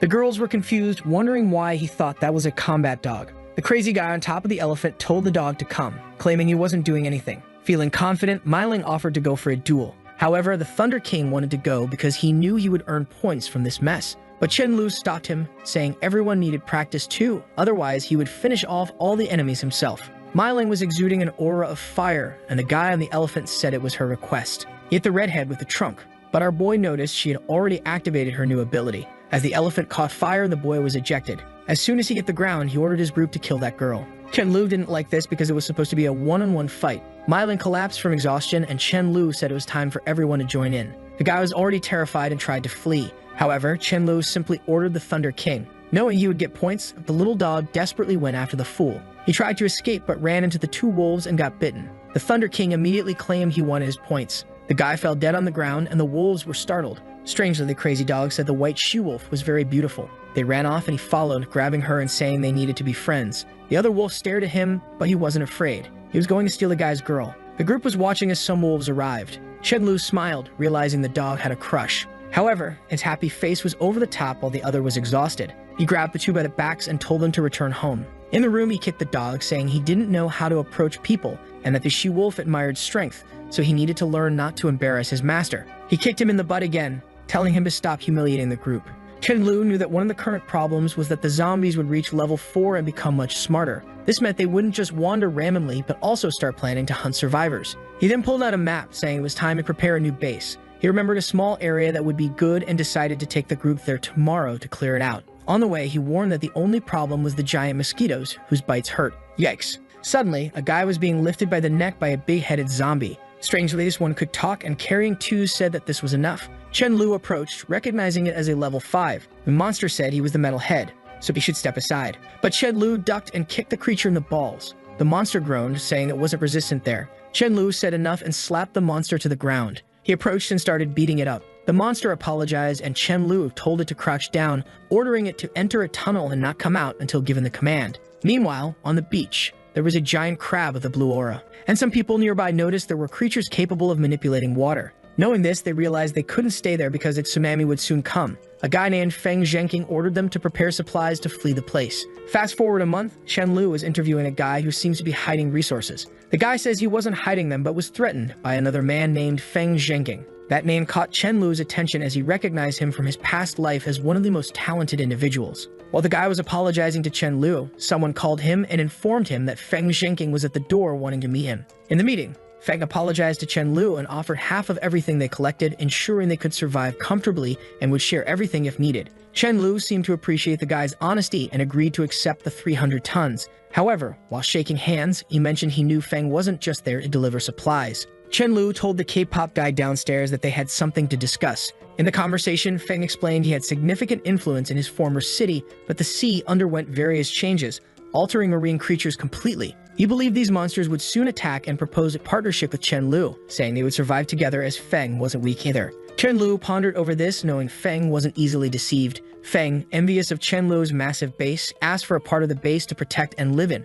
offering a member who could grow vegetables in return. Chen-Lu got angry, realizing the scoundrel wanted a partnership and a piece of the base. Chen-Lu said he wouldn't risk his people's lives, so Feng had to accept all conditions. However, Feng claimed Chen-Lu was being arbitrary and should listen to the more powerful person. Annoyed, Chen-Lu asked if Feng thought he was stronger. Feng explained he had reached level 5 over a month ago, and although he might not destroy the place at once, he would eventually win a war. Our protagonist asked if that was a threat, thinking his dog had reached level 5 a month and a half ago. Feng then suggested a duel, a 3-on-3 battle where the winner would command the base. Chen-Lu immediately agreed, setting the duel for sunset on the other side of the city. The only thing Chen-Lu didn't want was to kill Feng because he knew Feng would become strong in the future, which would be helpful against the zombies. But if Feng became too disobedient, he would lose his usefulness. Perhaps it would be best to make a small mistake and accidentally kill him in the duel. That's what the two Sly guys were thinking. The duel time arrived and everyone gathered in the square area. Chen-Lu sent Sudaju ahead. Feng, seeing that he seemed like the fortification type, sent a guy with an earth element.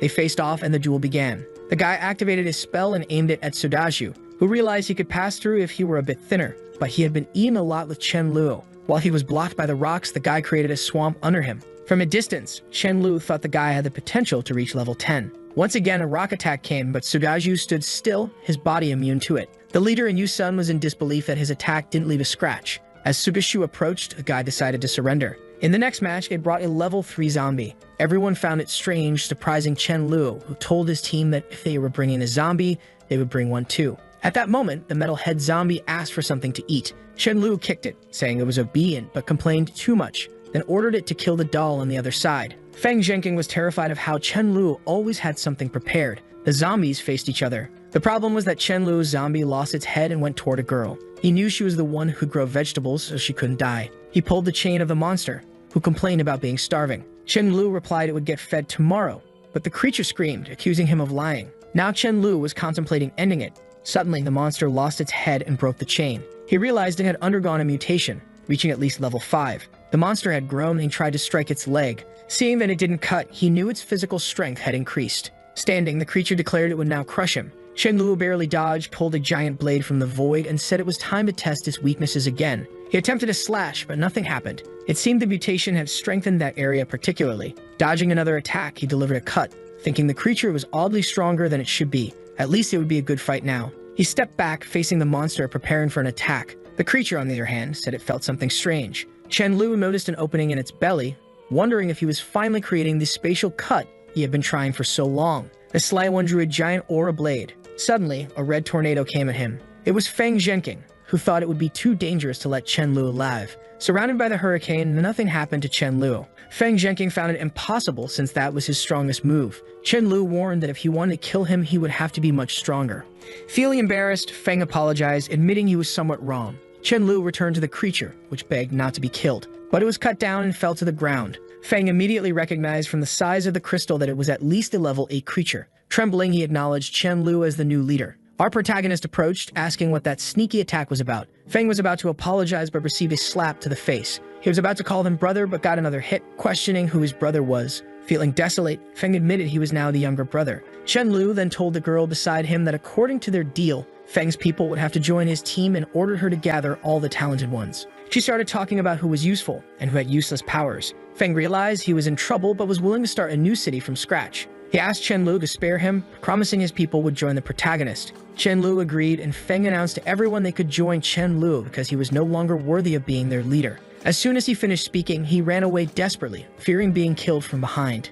Our guy just gave a knowing look to the malicious dog. With that, he knew exactly what to do and even gave a thumbs up. The poor fellow was far away and exhausted, thinking he was lucky Chen Lu hadn't sent anyone. But looking back, he saw a black dog and wondered why that thing was following him. The Thunder King activated his power and went in for a hug. The next second, the poor guy was lying on the ground, wondering if he had died from a dog. Chen Lu now had a problem. He had 1,500 survivors, and Feng also had 1,500 more. He needed a way to reduce the numbers, so he told everyone to pass the test of collecting crystals for everyone with a limit of 4 days. At that moment, the Thunder King returned, obviously asking for points and crystals. Chen Lu took the crystal and said he would receive 500 points for the completed task. Now it was time to check the constructions. Meanwhile, in another area of the base, giant insects were arriving. Horan was beating all the creatures. However, Chen Lu told him to stop because he knew a use for those creatures. A monster was complaining to a girl who could understand insects. She explained that the creature was whining about eating a lot of feces and getting beaten. Chen Lu assured it that it wouldn't have to worry anymore and would have enough food.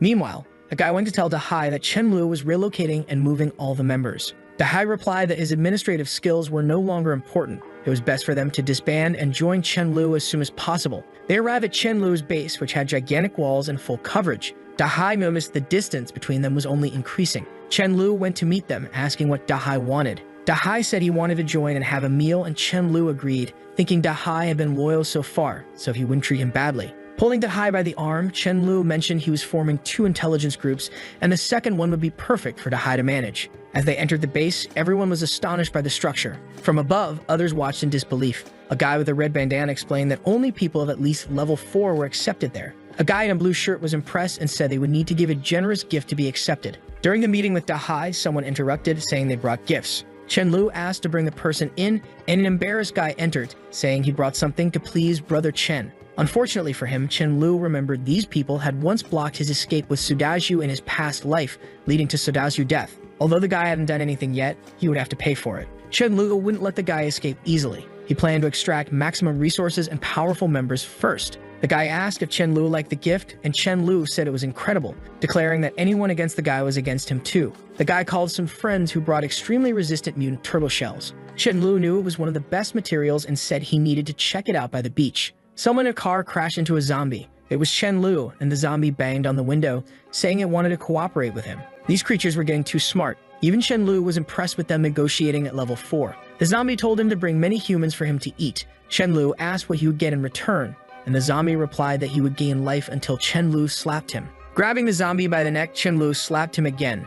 The creature wanted to say something, but got another beating. Now on his knees, the zombie apologized. Chen Lu then said that in 2 days, some humans would pass by and he needed to bring many strong creatures, but it was better if he came personally. Otherwise, Chen Lu would hunt him down. The scene shifted to the beach, where something caught the turtle's attention. It was Chen Lu approaching quickly. He almost got bitten, but dodged. Drawing the void blade, he slashed through 3 turtles, collected their innards, and stored the shells. Suddenly, he was startled by a gigantic turtle in front of him. He saw it was laying eggs and thought it would be insane to have a Turtle King's egg. It was the perfect chance to steal some and raise them. However, the creature noticed him. Chen-Lu knew it was risky, but he wanted those eggs. The monster came to bite him, but he dodged and slashed its neck. The attack did nothing. He wondered if it was a Blastoise. The creature was not only fighting well, but also seemed very intelligent in combat. Realizing the danger, Chen-Lu devised a plan. He retreated, luring the creature to charge at him, then teleported to the eggs. The monster was confused, but the next moment, Chen-Lu was already leaving with all the eggs. 2 days later, Chen-Lu asked Rice if he sensed any danger, and Rice replied no. It was time to set the trap he had been planning, so he said he would go out. Rice was puzzled, wondering why he couldn't sense Chen-Lu's danger accurately anymore. Perhaps there was a cooldown period for each person's danger sense. Chen-Lu went to meet the zombie he had encountered. The zombie ordered an attack on him. In the next moment, Chen-Lu almost got hit by a spatial cut and had to retreat. He wondered why that bastard had brought a zombie with spatial abilities. Seeing its speed, Chen-Lu knew it was at least level 9. Despite his fear, he trusted Rice's foresight. He hid behind a rock, and the zombie asked if he was also a spatial ability user. At that moment, Chen-Lu was trapped in a spatial cage, and the creature came from the side. Unable to move, Chen-Lu tried to stab it in the chest, but it had no effect, and the monster attacked again, scratching his arm. He teleported behind it to use the time acceleration ability. The problem was that if he overused it, the crystal granting the power might break. But he had no choice. With the weapon on the creature's back, he continued accelerating its lifespan to age and kill it. The creature didn't die immediately and turned to attack again. However, with its life drained, it collapsed. Looking at its own hand, the monster said it would kill him, but Chen-Lu was relieved it had worked. From afar, the other zombie wondered how the leader died. He concluded he had to flee to avoid being killed by Chen-Lu. However, Chen-Lu appeared in front of him, saying he was very fast, asking where all his courage went to bring someone to kill him. The monster apologized, but Chen-Lu said he wouldn't kill him. He handed over some turtle meat and told him to keep bringing powerful zombies. Obviously, Chen-Lu's plan was to use the zombie to bring other zombies and continue evolving. As he entered the base, people wanted to bring him loads of information about everything happening. Daha had completed the intelligence part and reported on the evolved people. One notable individual was a guy named Jinyuan Jiang who had an earth power, and Chen-Lu knew he would be strong in the future. He passed the news to Daha and ordered him to recruit the guy. Then he received a message about someone named Jiaxian seeking shelter, offering a level 7 crystal. Chen-Lu knew this meant she was in big trouble. However, for him, it was perfect. The base would be a sanctuary where, as long as you paid the right price, you could find shelter. In a mansion in the mountains, a guy mentioned that Jiaxian had run to Chen-Lu's base with the crystal. The angry man in the hat said they had to deal with it. His friend tried to stop him, calling it madness to go against Chen-Lu, but he struck one of the cells, summoning a zombie and saying it was time to act. However, the zombie was lazy and wasn't interested. While the leader was pleading, someone came in, announcing that their base was being invaded and they couldn't stop it. Before he could respond, a slash cut through the middle. He turned to see Mo Ning, who declared he had come to clean the base. The leader ordered the zombie to attack. The creature told him to leave the territory, but Mo Ning vanished like Chen-Lu and appeared behind, slashing the leader. The girl apologized for being late, but he reassured her. She couldn't stop praising him, calling him incredible, strong, and wonderful. She showed him a message from Chen-Lu stating that as long as you pay enough, he would handle any problem. The guy found this claim bold and wanted to embarrass Chen-Lu. Meanwhile, at his base, Chen-Lu was eager to see the creature hatch. He got excited when a little turtle appeared. Picking it up, he got a spit blast in the face from the baby. He didn't expect this newly hatched creature to have a level 2 ability. He then thought of using the time acceleration ability to age them quickly. At that moment, he received a message on his walkie-talkie that some guys arrived with hostages. Their leader named Mo Ning said Chen-Lu had to go to the mountain. Chen-Lu found it strange since he didn't remember offending this guy. Hearing about Mo Ning's powers, Chen-Lu wondered if he also had a void sword. At the meeting spot, the girl told Mo Ning it was impossible for Chen-Lu to have the guts to come there. Mo Ning drank calmly, saying he hoped Chen-Lu would come. Otherwise, it wouldn't be interesting. Just then, Chen-Lu appeared in front of everyone, confusing them. A man in a tree asked Chen-Lu for help, and Chen-Lu told him to stay calm. Mo Ning admired Chen-Lu's courage to come alone despite building such a large base. Chen-Lu ignored him and asked if he had something against him or if someone sent him. Mo Ning replied that he simply found Chen-Lu arrogant and wanted some fun. Chen-Lu realized that Mo Ning was like him in his past life, picking fights out of boredom. Seeing Mo Ning prepare, Chen-Lu noticed he indeed had a void blade. He acknowledged Mo Ning's impressive ability, but said it was a shame he was seeking death. Chen-Lu drew his own much larger blade. The girl was shocked, commenting on the size of Chen-Lu's weapon. She then summoned a knight to aid in the fight. Noting she was a dark summoner, Chen-Lu aimed to immobilize her without killing. He cut down the creature and she fell, confused. The crowd was urged not to panic despite their numbers. Chen-Lu quickly cut down 2 or 3 more. Mo Ning couldn't grasp what was happening as Chen-Lu swiftly handled everyone. The girl used a restraining spell on Chen-Lu, telling Mo Ning to flee, but Chen-Lu broke free and said there was nowhere to run. She turned astonished and Mo Ning begged for his life. Chen Lu appeared before Mo Ning, stating he needed to teach a lesson. He slapped Mo Ning's face, cruelly deciding to break all 4 limbs to make an example. Back at the base, Chen Lu threw the girl into prison, warning her to obey or she would be killed if she tried to escape. He planned to let her reach level 6 before killing her for the crystal. Chen Lu noticed Dahai and spoke with him. Dahai mentioned a girl named Zhao Zaiyi, who had the power to cause mental confusion in creatures. He wanted to bring her to the base because she seemed valuable. Chen Lu agreed, noting that people with psychic powers could establish mental communication, which would be useful. Dahai then informed Chen Lu that the person he wanted to meet had arrived. Chen Lu met with Jinyuan Zhang, telling him to check the car's trunks, which contained all the requested supplies. Seeing the pile, Jinyuan said he would join them but had one condition. His pregnant wife should only handle logistical tasks. Chen Lu agreed, saying Jinyuan would need to earn points for both of them. The boy didn't spare anyone. Jinyuan would work for both. Meanwhile, the giant turtle approached his shell, lamenting the theft of her child. Emerging from the turtle was a marine friend with fin-like ears. Calling herself Haiji, daughter of the seas, the turtle congratulated her new strength and urgently requested help. Haiji agreed, though she would be weaker on land. She climbed on the turtle's back and they headed towards the base. In the car, Chen Lu received a mental message from Zhao Ziyi. Impressed by her skill, she relayed Miling's urgent warning that she and Millie would die according to Rice's prediction if Chen Lu didn't return. Chen Lu was confused as the sisters, many people, and the Thunder King were at the base. What crisis could possibly threaten them? Chen Lu teleported, informing Sugaju that the car was too slow and he needed to handle the matter at the base urgently. After several teleports, Chen Lu arrived and found everything calm. He questioned why it was so peaceful, and Rice said that with him there, things had changed. The voice in his head mentioned that a giant turtle was approaching. He guessed it was the one whose eggs he had stolen and stormed out, fuming, thinking the creature sought revenge. Confident in his recent advancement to level 7, he believed he could win. Facing the creature, he ordered it to stop. The girl asked who was calling a monster. Chen Lu immediately recognized her as Haiji, knowing she was one of the most lethal creatures to appear. Seeing her flying, he was sure she was at least level 9. His only advantage was knowing her weakness, darkness. He was suddenly surrounded by a purple chain. Confident due to Rice's prophecy, he dodged her laser beam, realizing it would have killed him if it hit. Teleporting behind her, he told her to die, but she elegantly dodged. Now aware of his teleportation, it would be hard to land another precise attack. Nearly falling into the turtle's mouth, he teleported again. Haiji sent a hand his way, saying he wouldn't kill her with such tricks. Using an ability to suspend himself in the air, he couldn't attack and his energy was depleting. Without a clear plan to win, he noticed Haiji was impressed his energy hadn't run out yet. Using his time ability to command her to die again, nothing happened, and he had to run. Seeing the sky battle, people doubted Chen Lu's chances. Mei Ling suggested everyone take the opportunity to flee, wondering who Chen Lu had provoked this time. Then the Thunder King grabbed one of the turtle's daughters in his mouth, making the mother cry. Threatening to crush one of them, Chen Lu felt proud of his smart dog. Haiji, however, ignored this and sent another slash his way. Teleporting, Chen Lu grabbed another daughter, warning that another attack might kill one of them. The turtle mother pleaded and cried to Haiji. Concentrating energy, Haiji aimed to resolve the issue. The Thunder King, irritated, asked what was happening. Using a clone technique, he attacked, but Haiji easily defeated them. Chen Lu was worried as she prepared to grab the real one. Intervening out of fear, he told her to return to the end of the world, creating a spatial exile that made her disappear. The Thunder King was shocked, not knowing how Chen Lu managed it. With his mouth bleeding, Chen Lu wondered if he had truly banished her, realizing his energy was almost depleted. Finding her shell, her greatest weakness, was now a priority. Pointing the sun at the turtle mother, he demanded the shell's location. Hesitating, she warned that hesitation would cost her son's life.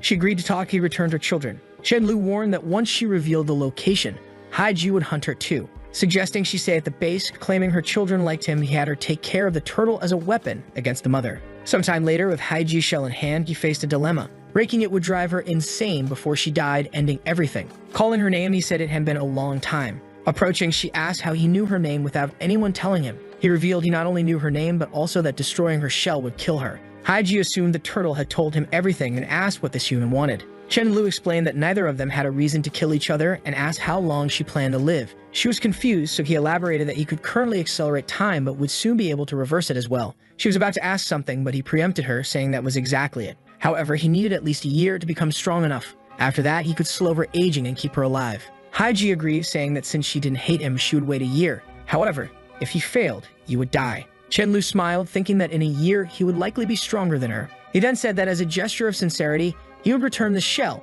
but she would have to give him the pearl on her forehead. She ripped it out and said that was fine, but she would return in a year, he better not be hostile. Feeling proud, Chen Lu not only managed to get Haiji off his back, but also scored a like on this video to help Mamoru make more juicy content for his viewers. Activate the cheeky little bell, and I'm out.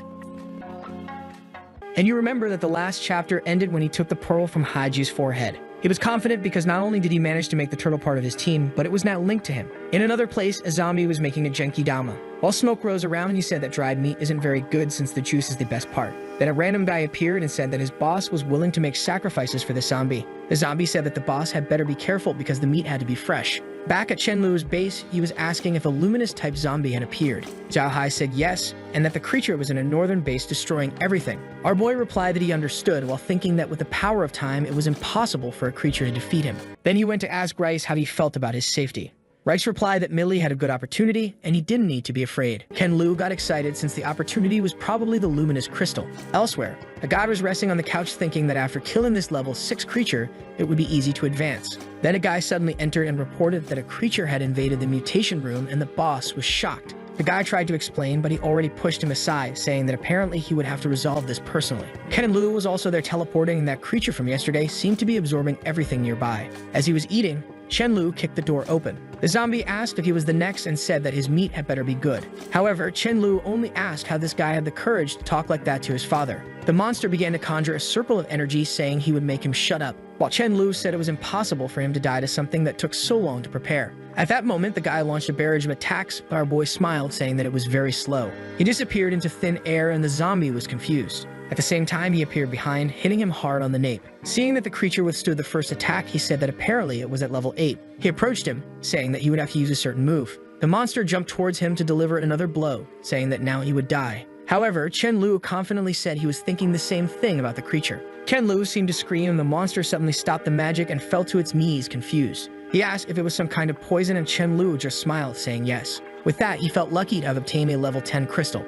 It was then that someone in the room ordered him to stand still and drop his crystal. Ken Lu turned and asked since when that crystal belonged to the guy. As the guy approached, Chen Lu said he could give it as a gift for the encounter. The guy replied that he knew Chen Lu was formidable, but you should keep the crystal since he was alone. Our boy sighed, saying that apparently they couldn't coexist peacefully. The leader of the guys told him to shut up and ordered his group to attack. However, Chen Lu was confident. Now that he had mastered the spatial cut, he didn't even need to activate the sword. The cuts just touched the body and instantly the head fell to the ground. The psychopaths of the apocalypse changed their minds immediately and began to smile, saying that Chen Lu was incredible. As soon as the boss died, everyone lined up, saying that Chen Lu was the best boss ever. They were even clinging to our boy, telling him to go along. Our boy liked it and said that this Zhang Chuan had a good vision. With that, he left this guy as the boss and went away. Thus, he had control of that base without having to do anything. Back at the base, he handed the crystal to Millie, saying it was a big gift from her big brother. However, she didn't want to accept it, saying he was the anchor of that base. Ken Lu explained that as soon as he passed level 8, this crystal would no longer be useful to him,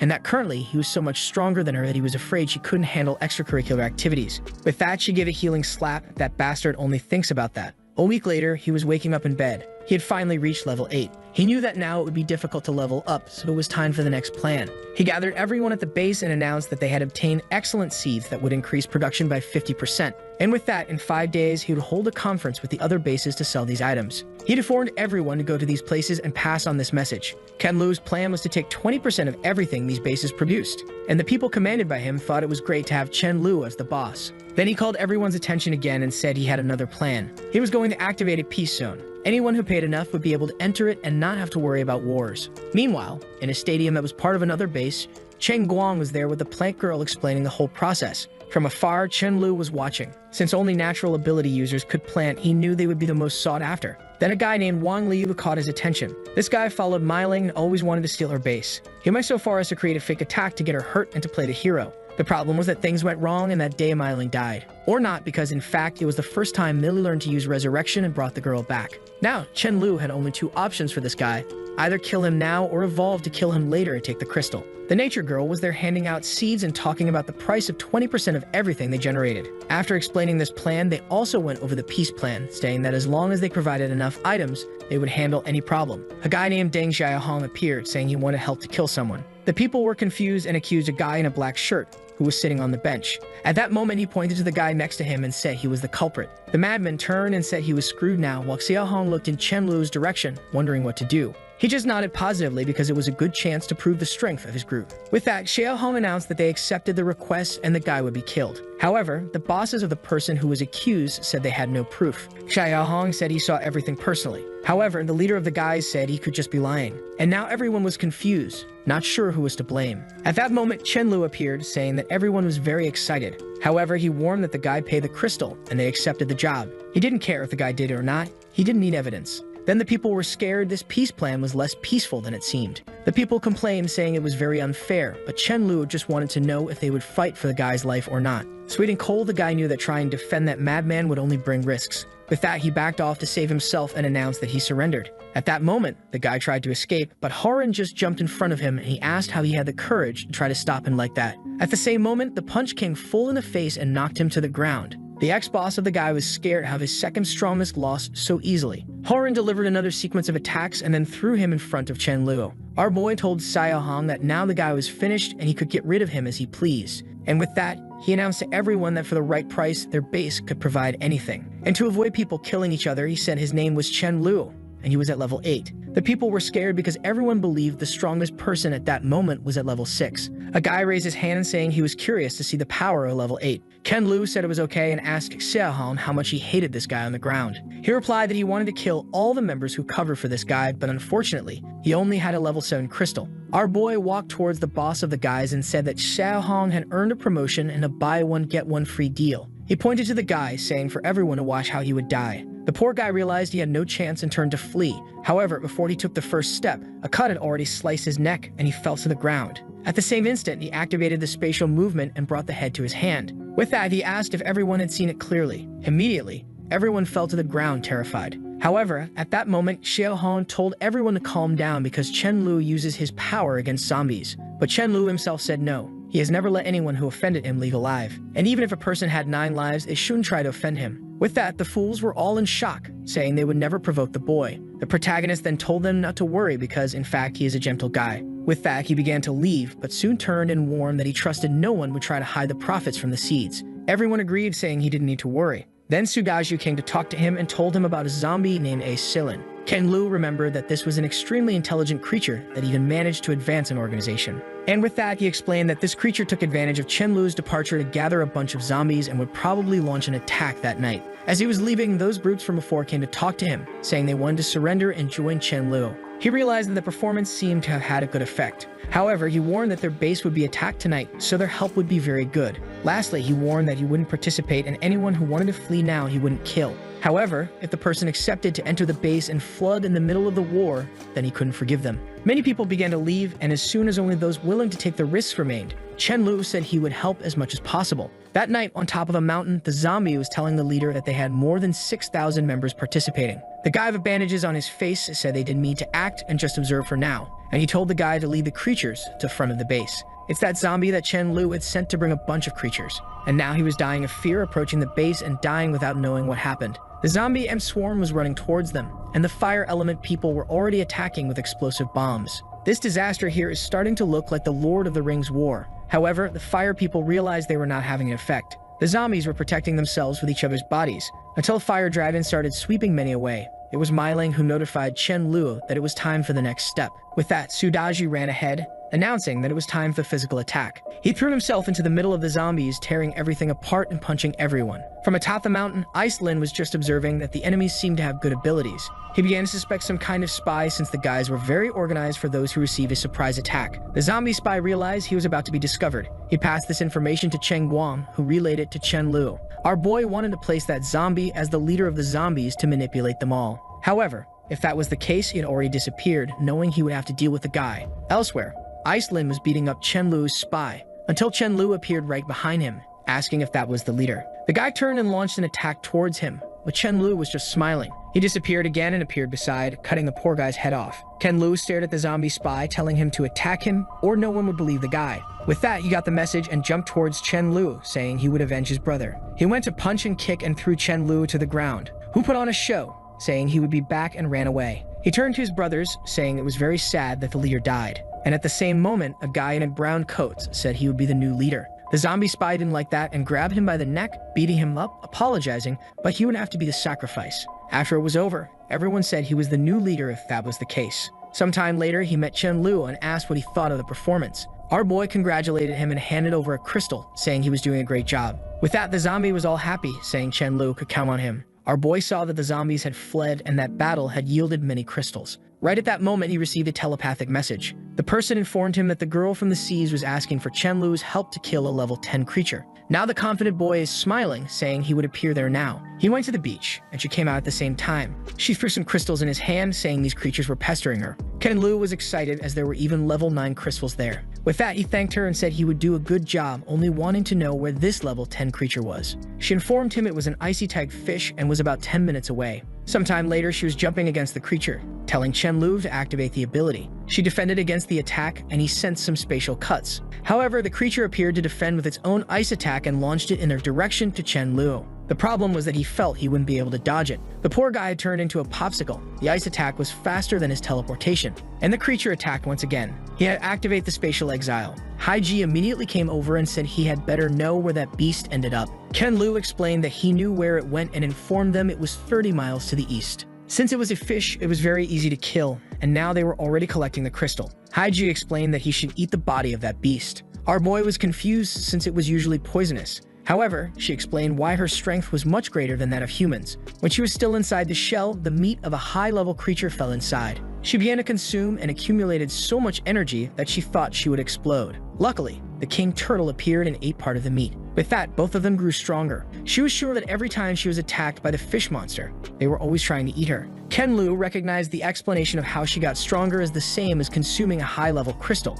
She explained that it would be a waste to lose so much stored energy, and Chen Lu agreed. Even if the taste wasn't good, it was worth it for the power, not to mention that he could ask Mayu to prepare and share it with several members. The scene shifts to another part of the sea where a mermaid is on top of a rock. Someone calls out for the Ice Sister. It's a seal who says that his brother was killed and needs to be saved. She asks if he was killed by the great white shark. However, the seal says no and mentions that he remembers the smell. The Ice Sister wonders who this person is that has the strength to kill a god, while the seal pleads for her help avenge his brother. She starts swimming and tells him to guide her to where this person is. The scene shifts to Haiji and someone nearby saying it's her. Haiji asks if the other is human or mermaid and warns that she will be a great supply for her friend. The Ice Sister is confused, asking who this little brother is. However, Haiji just has a laser and says that soon she will find out. However, the Ice One easily blocks the attack, saying that her strength is decent. But unfortunately, face to face, it's far from enough. At that moment, Haiji tries to flee, realizing she has no chance. However, in half a second, she is completely frozen. The seal begs for her to kill that person for killing her brother. But the Ice One asks if he wouldn't prefer her to kill the younger brother she mentioned. Back at the base, Chen Lu was handing the new meat to Mayu to prepare. She explained the best way to prepare it, and he helped cut it. After a while, she told him to try it. He was hesitant since the taste last time was horrible. And unfortunately, it was still terrible, and Mayu said it was an insult. He wondered if anyone could eat that stuff. Then nearby, Thunder King smelled something. He ran over excited, wondering what it was. Chen Lu saw that Thunder King had tracked it and wondered if he liked it. With that, he served it to the dog, saying it was delicious and he would love it. A second later, that damn dog was full, and Chen Lu decided to use him as a test. At that moment, he received a message saying that contact with Haiji had been cut, and it seems he was summoned to a certain island or she would be killed. Chen Lu ran out, but he knew that if someone defeated Haiji, that person was at least level 10. Chen Lu asked Rice if he was in danger, who replied that he was safe for the next 3 hours. However, Chen Lu knew that 3 hours was the time it would take him to get to that island. That meant that at this moment, Rice's power was useless. Unfortunately, his ability had a cooldown, so he couldn't take him for a temporary prediction. But suddenly, he got mad at himself, saying he couldn't be afraid of anyone as the King of the Void. Already at sea, Noskarath said the woman's outfit saved a lot of fabric. She was confused by how quickly he arrived and asked if he was some kind of sea god. He said that actually he was Aquaman and the creatures were all confused. He then asked what Haiji had done wrong for them to have captured her. She replied that Haiji had killed a friend of hers and therefore couldn't remain alive. Haiji suddenly shouted for Chen Lu to stop listening to that woman and run because he had no chance. Chen Lu ignored her and said that to survive, the bigger fish always eats the smaller one, and that's how things work. She pointed at the seal and said he also ate fish, so it was hypocritical to complain about it. But she replied that she didn't care and wanted revenge for her brother. The Ice Sister said he was correct and now his fate was to die to her for being weaker. That extra coverage on the girl was because she was wearing an extra small bra. Chen Lu began to prepare, saying that apparently she didn't like to talk. Haiji told him to give up. This fight was impossible for him to win. But at that moment, he started attacking the seal, saying she didn't need to be his target. At that moment, the Ice Sister got angry, saying he was asking to die. However, he disappeared in front of her. He went to Haiji's side and said he would get her out of there. The ice shattered and he told her to keep holding on. Chen Lu asked if the mermaid wanted to follow him without any cover. You can imagine what he did next. She had to cover herself, so I don't need to say more. With that, he said goodbye and told her to follow if she wanted. Haiji congratulated him on killing the leopard because now she couldn't track them. Chen Lu warned that the sea was no longer a safe place, so she would have to stay with him. The biggest problem now was that his abilities to accelerate and stop time were not evolving. Maybe he would have to find the girl from the past life who had this power. At the base, Millie was worried about going to such a distant city and asked what he would do there. He explained that there was a person with the ability to control time and he needed that. Millie continued to worry, asking how long it would take. Our boy replied that if everything went well, it would take at most 2 or 3 days. The problem was that he didn't know what he would do if the person decided not to cooperate with him.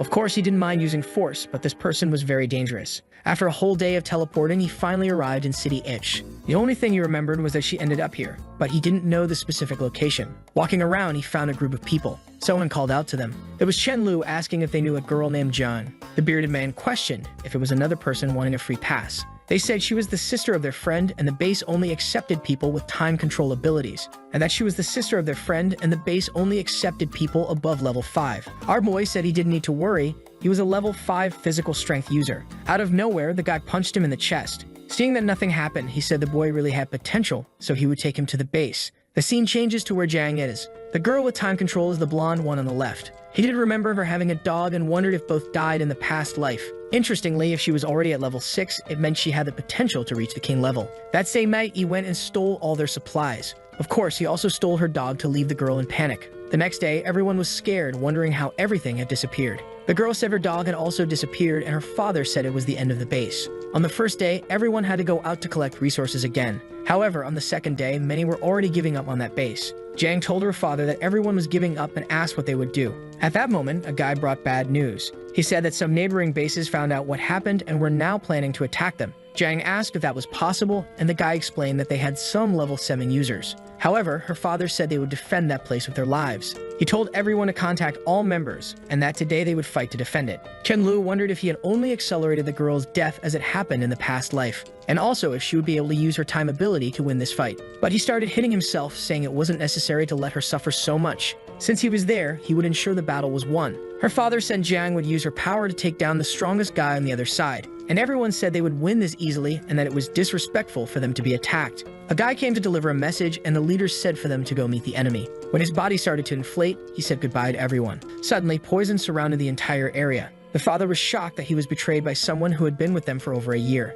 Jiang asked what happened, and he said they were being betrayed by several people. The people commented that the poison had halved their power, so what would they do? Until Chen Lu appeared, saying there was no need to panic. He was enough. The father told him to stop hallucinating because he was just one against over 1,000 people. But the boy just told them to close the gates and warned that if he could take down everyone, Jiang would die. The father told him to stop being reckless and just asked if he could buy some time. Our boy thought that in the past life he let this place explode, but this time he would help them defend. A guy holding a baton with an army appeared in front of the city, saying they would take that place today. Suddenly, Chen Lu appeared in front of everyone and said that the guy must be Hao Yu. The enemy was confused since Chen Lu was flying in front of him. The father, on the other hand, didn't understand since theoretically, he was supposed to be just a level 5 physical strength user. The leader pointed and told them to kill him in the air. However, Chen Lu replied that they would be the first to experience his large-scale ability. He sent spatial attacks that condensed the area. When they touched the ground, it created an explosion. The chief defended himself, saying his earth shield was impenetrable. However, Chen Lu prepared another attack and questioned if he really thought that was all he had. He then sent a barrage in his direction, causing the guy to fall to the ground. From atop the wall, the daughter couldn't understand how someone could be so strong. And now the father could understand why the boy was so confident. The chief prepared himself again and said that Chen Lu was courting death. Our boy realized that the guy had the power to manipulate gravity. He managed to defend himself, and Chen Lu said it seemed he was better than he had thought. He approached, saying that he had indeed managed to save his group, and he advanced towards him, saying that if that was the case, he must have a high-level crystal. The guy once again activated his gravity power to try to defend himself. However, Chen Lu just broke through with his hand and told him to stop trying so hard. He warned that the crystal he was carrying now would be his. At that moment, the chief's body fell to the ground, and the father said that crystal was what Chen Lu was looking for. The chief's body fell to the ground, and the father said that the boy seemed more dangerous than they had imagined. A guy next to the father said that Chen Lu seemed interested in his daughter. At that moment, the father got excited, saying it was very good news. If the boy was really in love with his daughter and was so strong, there was nothing to complain about. Even if he died in that place, he knew his daughter would have someone to protect her. Our boy didn't waste words, just approached her and told her to come with him. The father, on the other hand, told Chen Lu that he wanted to discuss something. He served tea and asked if he came to that base because of Xiao Xui, and he told Chen Lu that he could be the second or even the most important person there. Chen Lu said no, he wanted to take her away. The father said that in the family tradition, to marry her, he would have to pay with 200 pigs. Confused, Chen Lu questioned where he would find that. In fact, it was all the father's plan because now he had an excuse to tell the boy to stay. The father said that if that was the case, he would have to stay at the base to be with his daughter. Now Chen Lu wasn't happy, realizing that the father was trying to make things difficult for him. And our boy asked if the father knew what time it was. He looked at the clock and said it was 4 in the afternoon. However, Chen Lu, half-jokingly, said that it was time for the father to understand that he wasn't in a position to negotiate anything. And he approached, warning that if he continued to make things difficult, he would be killed. Or worse, if he tried to take his daughter by force, what would he do? The father angrily asked what his plan was and where he would take her.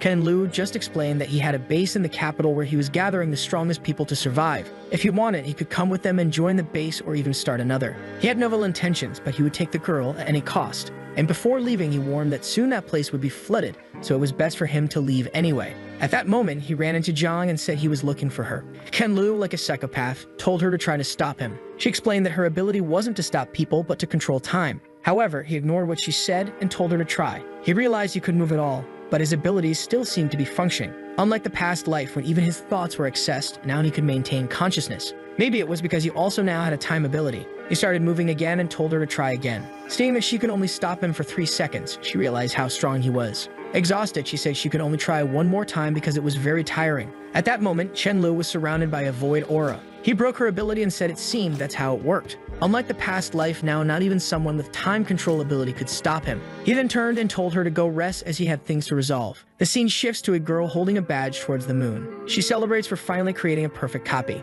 Her name is Yusai Ying, and she is seeking revenge on someone who has a base in the capital. This opportunity she received was from the heavens, and she would take advantage of it. A week later, our boy is returning with a father and daughter. The people at the base get excited when they see him. At that moment, he is surrounded, and everyone starts telling him that place had been in chaos since the day he left.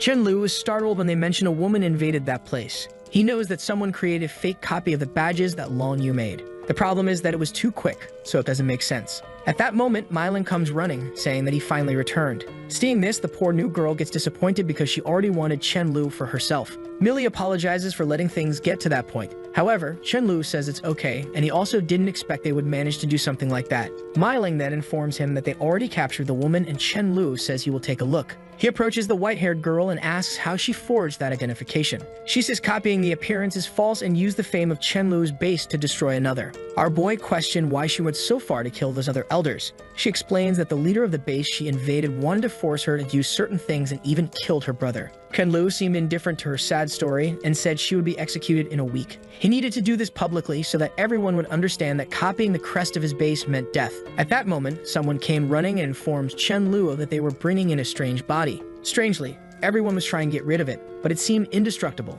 Chen Lu knew that the only kind of body that was indestructible, even when dead, was that of king-rank creatures. He immediately disappeared from among the sisters. He arrived in the middle of the group and asked to see the so-called corpse. The man who found it told Chen Lu to take a look. He tried to pierce the skin and realized that even with the power of the void, he couldn't do it. This meant that the creature was indeed a king-rank zombie. He then turned to one of the guys who brought it and asked what they wanted in return. The guy said he didn't know its exact value but brought it as a gift for Chen Lu because he was sure it was extraordinary. Our boy thanked him and said that this was enough for them to join the base and have its protection. The guy, emotional, thanked him for everything. A while later, Chen Lu was trying to extract the crystal from its forehead. After much effort, he succeeded and now had enough crystals to advance to the 9th stage. Unfortunately, sometime later, several bases were submerged and people began to migrate. A man in a cap said they had come from afar and it was best for those people to leave this base. This was one of the bases protected by Chen Lu, so the people were not afraid. They warned that they should give up or they would call Chen Lu, who was a level 9 awakened. The man heard the name of the city Chen Lu was in and wondered if it was possible. However, one of the guys from the base knew that Chen Lu was far away, so it might be better to give up for now. He then turned to the invaders and said they would give up, but the plan was not so simple. As soon as the people left the base and were evacuating, the man said he was tired of this. He cast a void spell saying he just wanted to avoid future problems. A tornado began to kill everyone. and the man asked why he wasn't keeping his word. With that, everyone evacuating was killed. They remarked how naive they were to have believed that. The man in the red bandana said the people in this region were very weak, but someone on the ground challenged him to go to Chenlu's city. The man stepped on him, telling him to shut up, and the guy with the bandana said they would have to check out this city of Chenlu. Meanwhile, in another part of the city, a girl named Lin Weiwei said she never imagined she would return to this city. 2 years ago, she had encountered a stray dog and had cut it. She regretted doing that, and if she could find it again, she would make peace. Clearly, she was the one who cut Thunder King. I don't know if he will forgive you, my friend. At that moment, a friend came and informed her that they had found information about the strongest person in this place, and said they had genetically modified seeds that produced 50% more.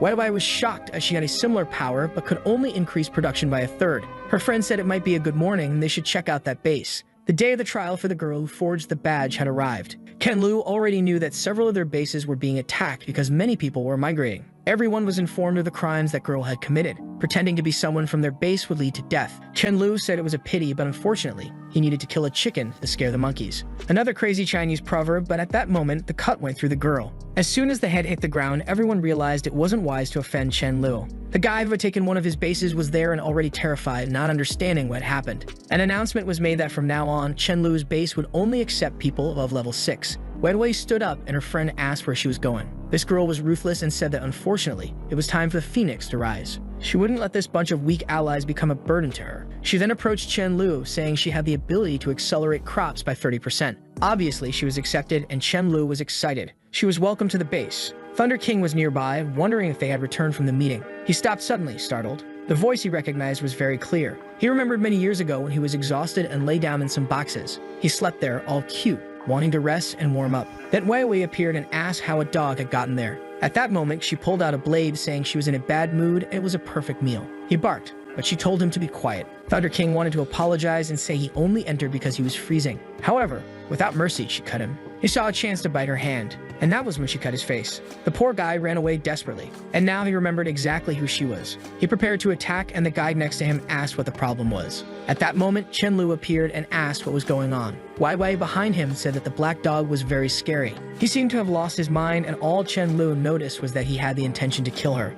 Rice explained to Chenlu that it was she who cut off his ear and attacked him multiple times. He wanted to know if Chenlu's promise to avenge those who hurt him was still in effect. Immediately, Chenlu turned to Weiwei and asked if she had ever cut a dog's ear. She was frightened, wondering why he wanted to know this out of nowhere. She started lying, saying she would never do something like that. But Chenlu didn't care and said he didn't need evidence. He just asked Thunder King if he wanted him to do it or if he wanted to handle it himself. Weiwei started crying, saying that at that time she was mentally unstable and lost control. However, Rice said that while God may want to forgive, Thunder King's duty was to send her to him. Desperate, Weiwei asked if she was really going to be killed because of a dog. Chenlu completely ignored what she said and just asked Thunder King if he wanted help. He began to activate his electric power, and she just begged to be spared. However, he immediately attacked. The poor girl fell to the ground, begging for her life. Chenlu noticed something was wrong. She seemed to be awakening another ability. Thunder King was excited about this, since it meant she would resist for a while longer. However, suddenly she was enveloped in a red energy and told him to stop. She seemed to have turned into a monster, and Chenlu had no idea what was happening.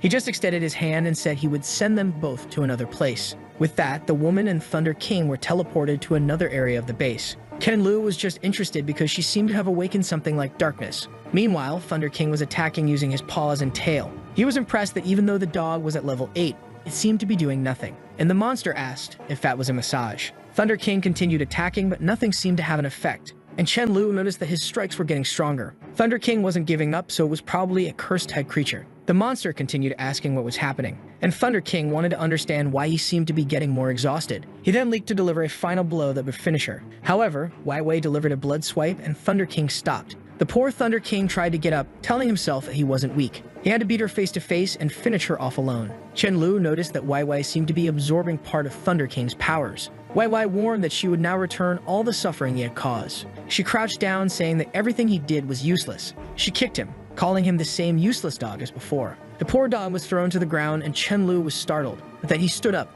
this time with a purple aura. The thunder, instead of coming from him, came directly from the skies. Her entire body seemed to be exploding. Chenlu was shocked. That power was greater than he expected. He quickly ran to help the poor Thunder King, who had fainted. Exhausted on the ground, Thunder King said that if Chenlu didn't help, he deserved more points. But our boy seemed more interested in this purple thunder that he used for the first time. Thunder King started blowing from his mouth, and now it seemed he also had the ability to create a tornado along with electricity. He launched an attack, creating an electric cyclone, and Chen Lu was impressed. The only thing he couldn't understand was why he suddenly awakened these abilities. However, if this happened now, he had to take advantage of it to strengthen Thunder King's new power. But now he was starting to get scared of becoming weaker than this dog. Out of ego, he challenged the dog to a race, saying that if he won, he would earn 100 points. Of course, he wouldn't use teleportation, so he had some chance. They both started running to compete, but the damn dog was much faster than him. Chen Lu felt desolate, realizing he was really going to lose to the dog he had trained. But when Thunder King was about to enter the door, Chen Lu used the Void Banishment. The dog was sent far away, and Chen Lu declared that he lost. Obviously, Thunder King complained that he used the ability, but Chen Lu said he never promised not to use Banishment. In the mansion's garden, Rice showed a strange flower that had bloomed there. Chen Lu warned him to be careful because that flower could put you asleep. Suddenly, Mayu appeared, a mix of a maid and cook, saying she wanted to take a look. Suddenly, Chen Lu woke up in agony. He knew that sensation meant he was about to evolve. He had finally advanced to level 9. Excited that he was no longer as weak as a dog, the question remained as to what fusion ability he would be able to combine with his. Wai Wai had transformed by combining darkness and nature. Thunder King had managed to combine wind and thunder. He wondered what would happen if he combined the abilities of space and time. Suddenly, someone knocked on the door and he sent to enter. It was Rice, and our boy said it was the perfect time to test something. He asked Rice if he could see what would happen in the future if he combined two abilities. Rice took a look and immediately said he would die. Kent Lu was shocked, and Rice begged him not to try that, not even for a second. Our boy lay down, saying that if that was the case, it was obvious he wouldn't try it. But he wondered if it would be possible at level 10 or maybe at King rank. Next day, he was hunting in the forest and heard about a woman who was turning everything to stone. He immediately thought it was that Ice Elder. In the region, he found a girl flying. It was the Ice Sister again, who was more afraid of Chen Lu destroying her clothes. She preferred to run away than to be stripped by this psychopath again. Ken Lu was surprised that the woman stronger than him was fleeing. He ran after her, telling her to give up. He grabbed her and said he wasn't a bad person and told her not to be afraid. But she called him a pervert and told him to take his hands off. Our boy told her to calm down, he just wanted to talk. But she said to stop trying to force her into doing things. Ken Lu said that if she didn't calm down, he wouldn't have been able to do anything. And that if she didn't obey, he would indeed do what she feared. She pulled out a bow and arrow and said if he tried that again, this time he would die. Suddenly, a blue jellyfish came out of the sea and said it was looking for both of them and told them to come with it. Ken Lu was excited since 2 level 10 creatures would be perfect for him to start evolving. The creatures seemed to have informed the Ice Sister about something, and she wasn't very excited. She was apprehensive because she would have to meet the Sea Lord. But maybe Chen Lu was a good option since he saved Hai Jie. She pointed at him and said he would have to help her. Our boy was startled. He wanted to kill everyone, not become friends. But being a good liar, he said he loved helping people and would assist her with whatever the problem was. She then said her friends were taken by the great white shark. Ken Lu knew that if it was someone she couldn't handle, it was probably at least at king rank. The monster wasn't just strong, but had subordinates, so he had no chance. The jellyfish kept insisting, saying that if she took too long, it would go to save the friends itself. She turned to Chen Lu and asked if he would go. He agreed, but the plan was to disappear if things got complicated. The scene shifted to the sea god's temple. A seal appeared and said they had brought a friend who would help him in the fight against the ice girl. However, this weirdo just says it's a shame they think he has any problem defeating someone like her. Another one appears and says that the hostage they had unfortunately took their own life. The seal, scared, asks what they will do now that they don't have a hostage. The guy just says it will be more convenient, and they will eat this person. The dolphin sends a message to the Ice Sister, telling her to give up and not try to save him. Suddenly, she starts crying next to Chen Lu. He asks what happened, and she explains that her friend is sacrificing himself.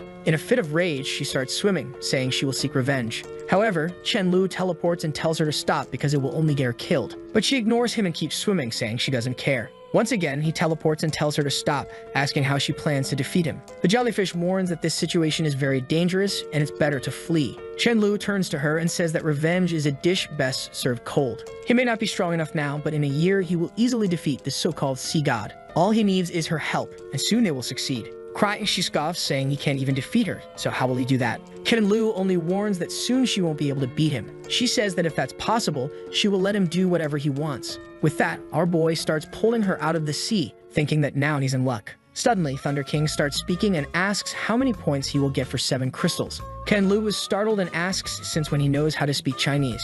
He tells the dog to repeat and starts saying 7 and 8 crystals. Give me the points. Our boy gets excited and calls everyone to see that he has a talking dog. A while later, our boy meets Dahai, who says he has some information. He talks about a woman named Lu Tianzu, who has over 620 subordinates and an Earth-type ability. Ken Lu remembers that she was the only person of nature who managed to reach the king rank. He knows she's a good option because she isn't an idiot and isn't too ambitious. The list Dahai gave also has information about a certain Hook Sangfeng, who seems to have killed a lot of people and has over 2,000 subordinates. Ken Lu thanks him and says he will have to take a walk. The scene changes to Lu Qianzu's base. The guy who wants to defeat Chen Lu introduces himself and says he wants to talk about something. He says that unity is strength and asks if she wants to join forces with him. She just responds that she will consider it. The guy, realizing that she didn't even ask what he had to offer, knows she politely refused. He questions if she did this because of Chen Lu. Impressed, she says yes and is considering partnering with him. The guy gets angry. Not only was he rejected, but she also revealed interest in someone else. Suddenly, someone shouts, warning that a bunch of zombies is approaching. The guy has the idea to help her and gain some moral high ground to make her join him. In front of the base, a zombie is leading the invasion attack. Of course, it's Chen Lu's creature, which he's surely sent to do this. The guy with the bandana appears and tells the creature to stop being arrogant. He prepares a spell in the air, and the zombie says he wants to see this power, while the other subordinates are being beaten up. The guy sends a storm wave, telling everyone to die. However, the zombie easily rides the wave and approaches. Someone sends a phoenix attack, telling him to move aside. The blow hits Chen Lu's subordinate squarely. However, once again, he walks through the attack, saying it is too weak. He grabs the phoenix, which starts trying to escape. She detransforms and falls to the ground. Obviously, it's Tanzu, unable to flee. A while later, it seems the zombies took her somewhere else, and one comes to inform that Chen Lu's people have arrived. The guy is scared, and she wonders if these zombies are part of Chen Lu's base. Armoy arrives on the scene and realizes he arrived just in time. Stylishly, he says to himself that she doesn't need to be afraid the hero has arrived. She's impressed that just his presence made all the monsters flee.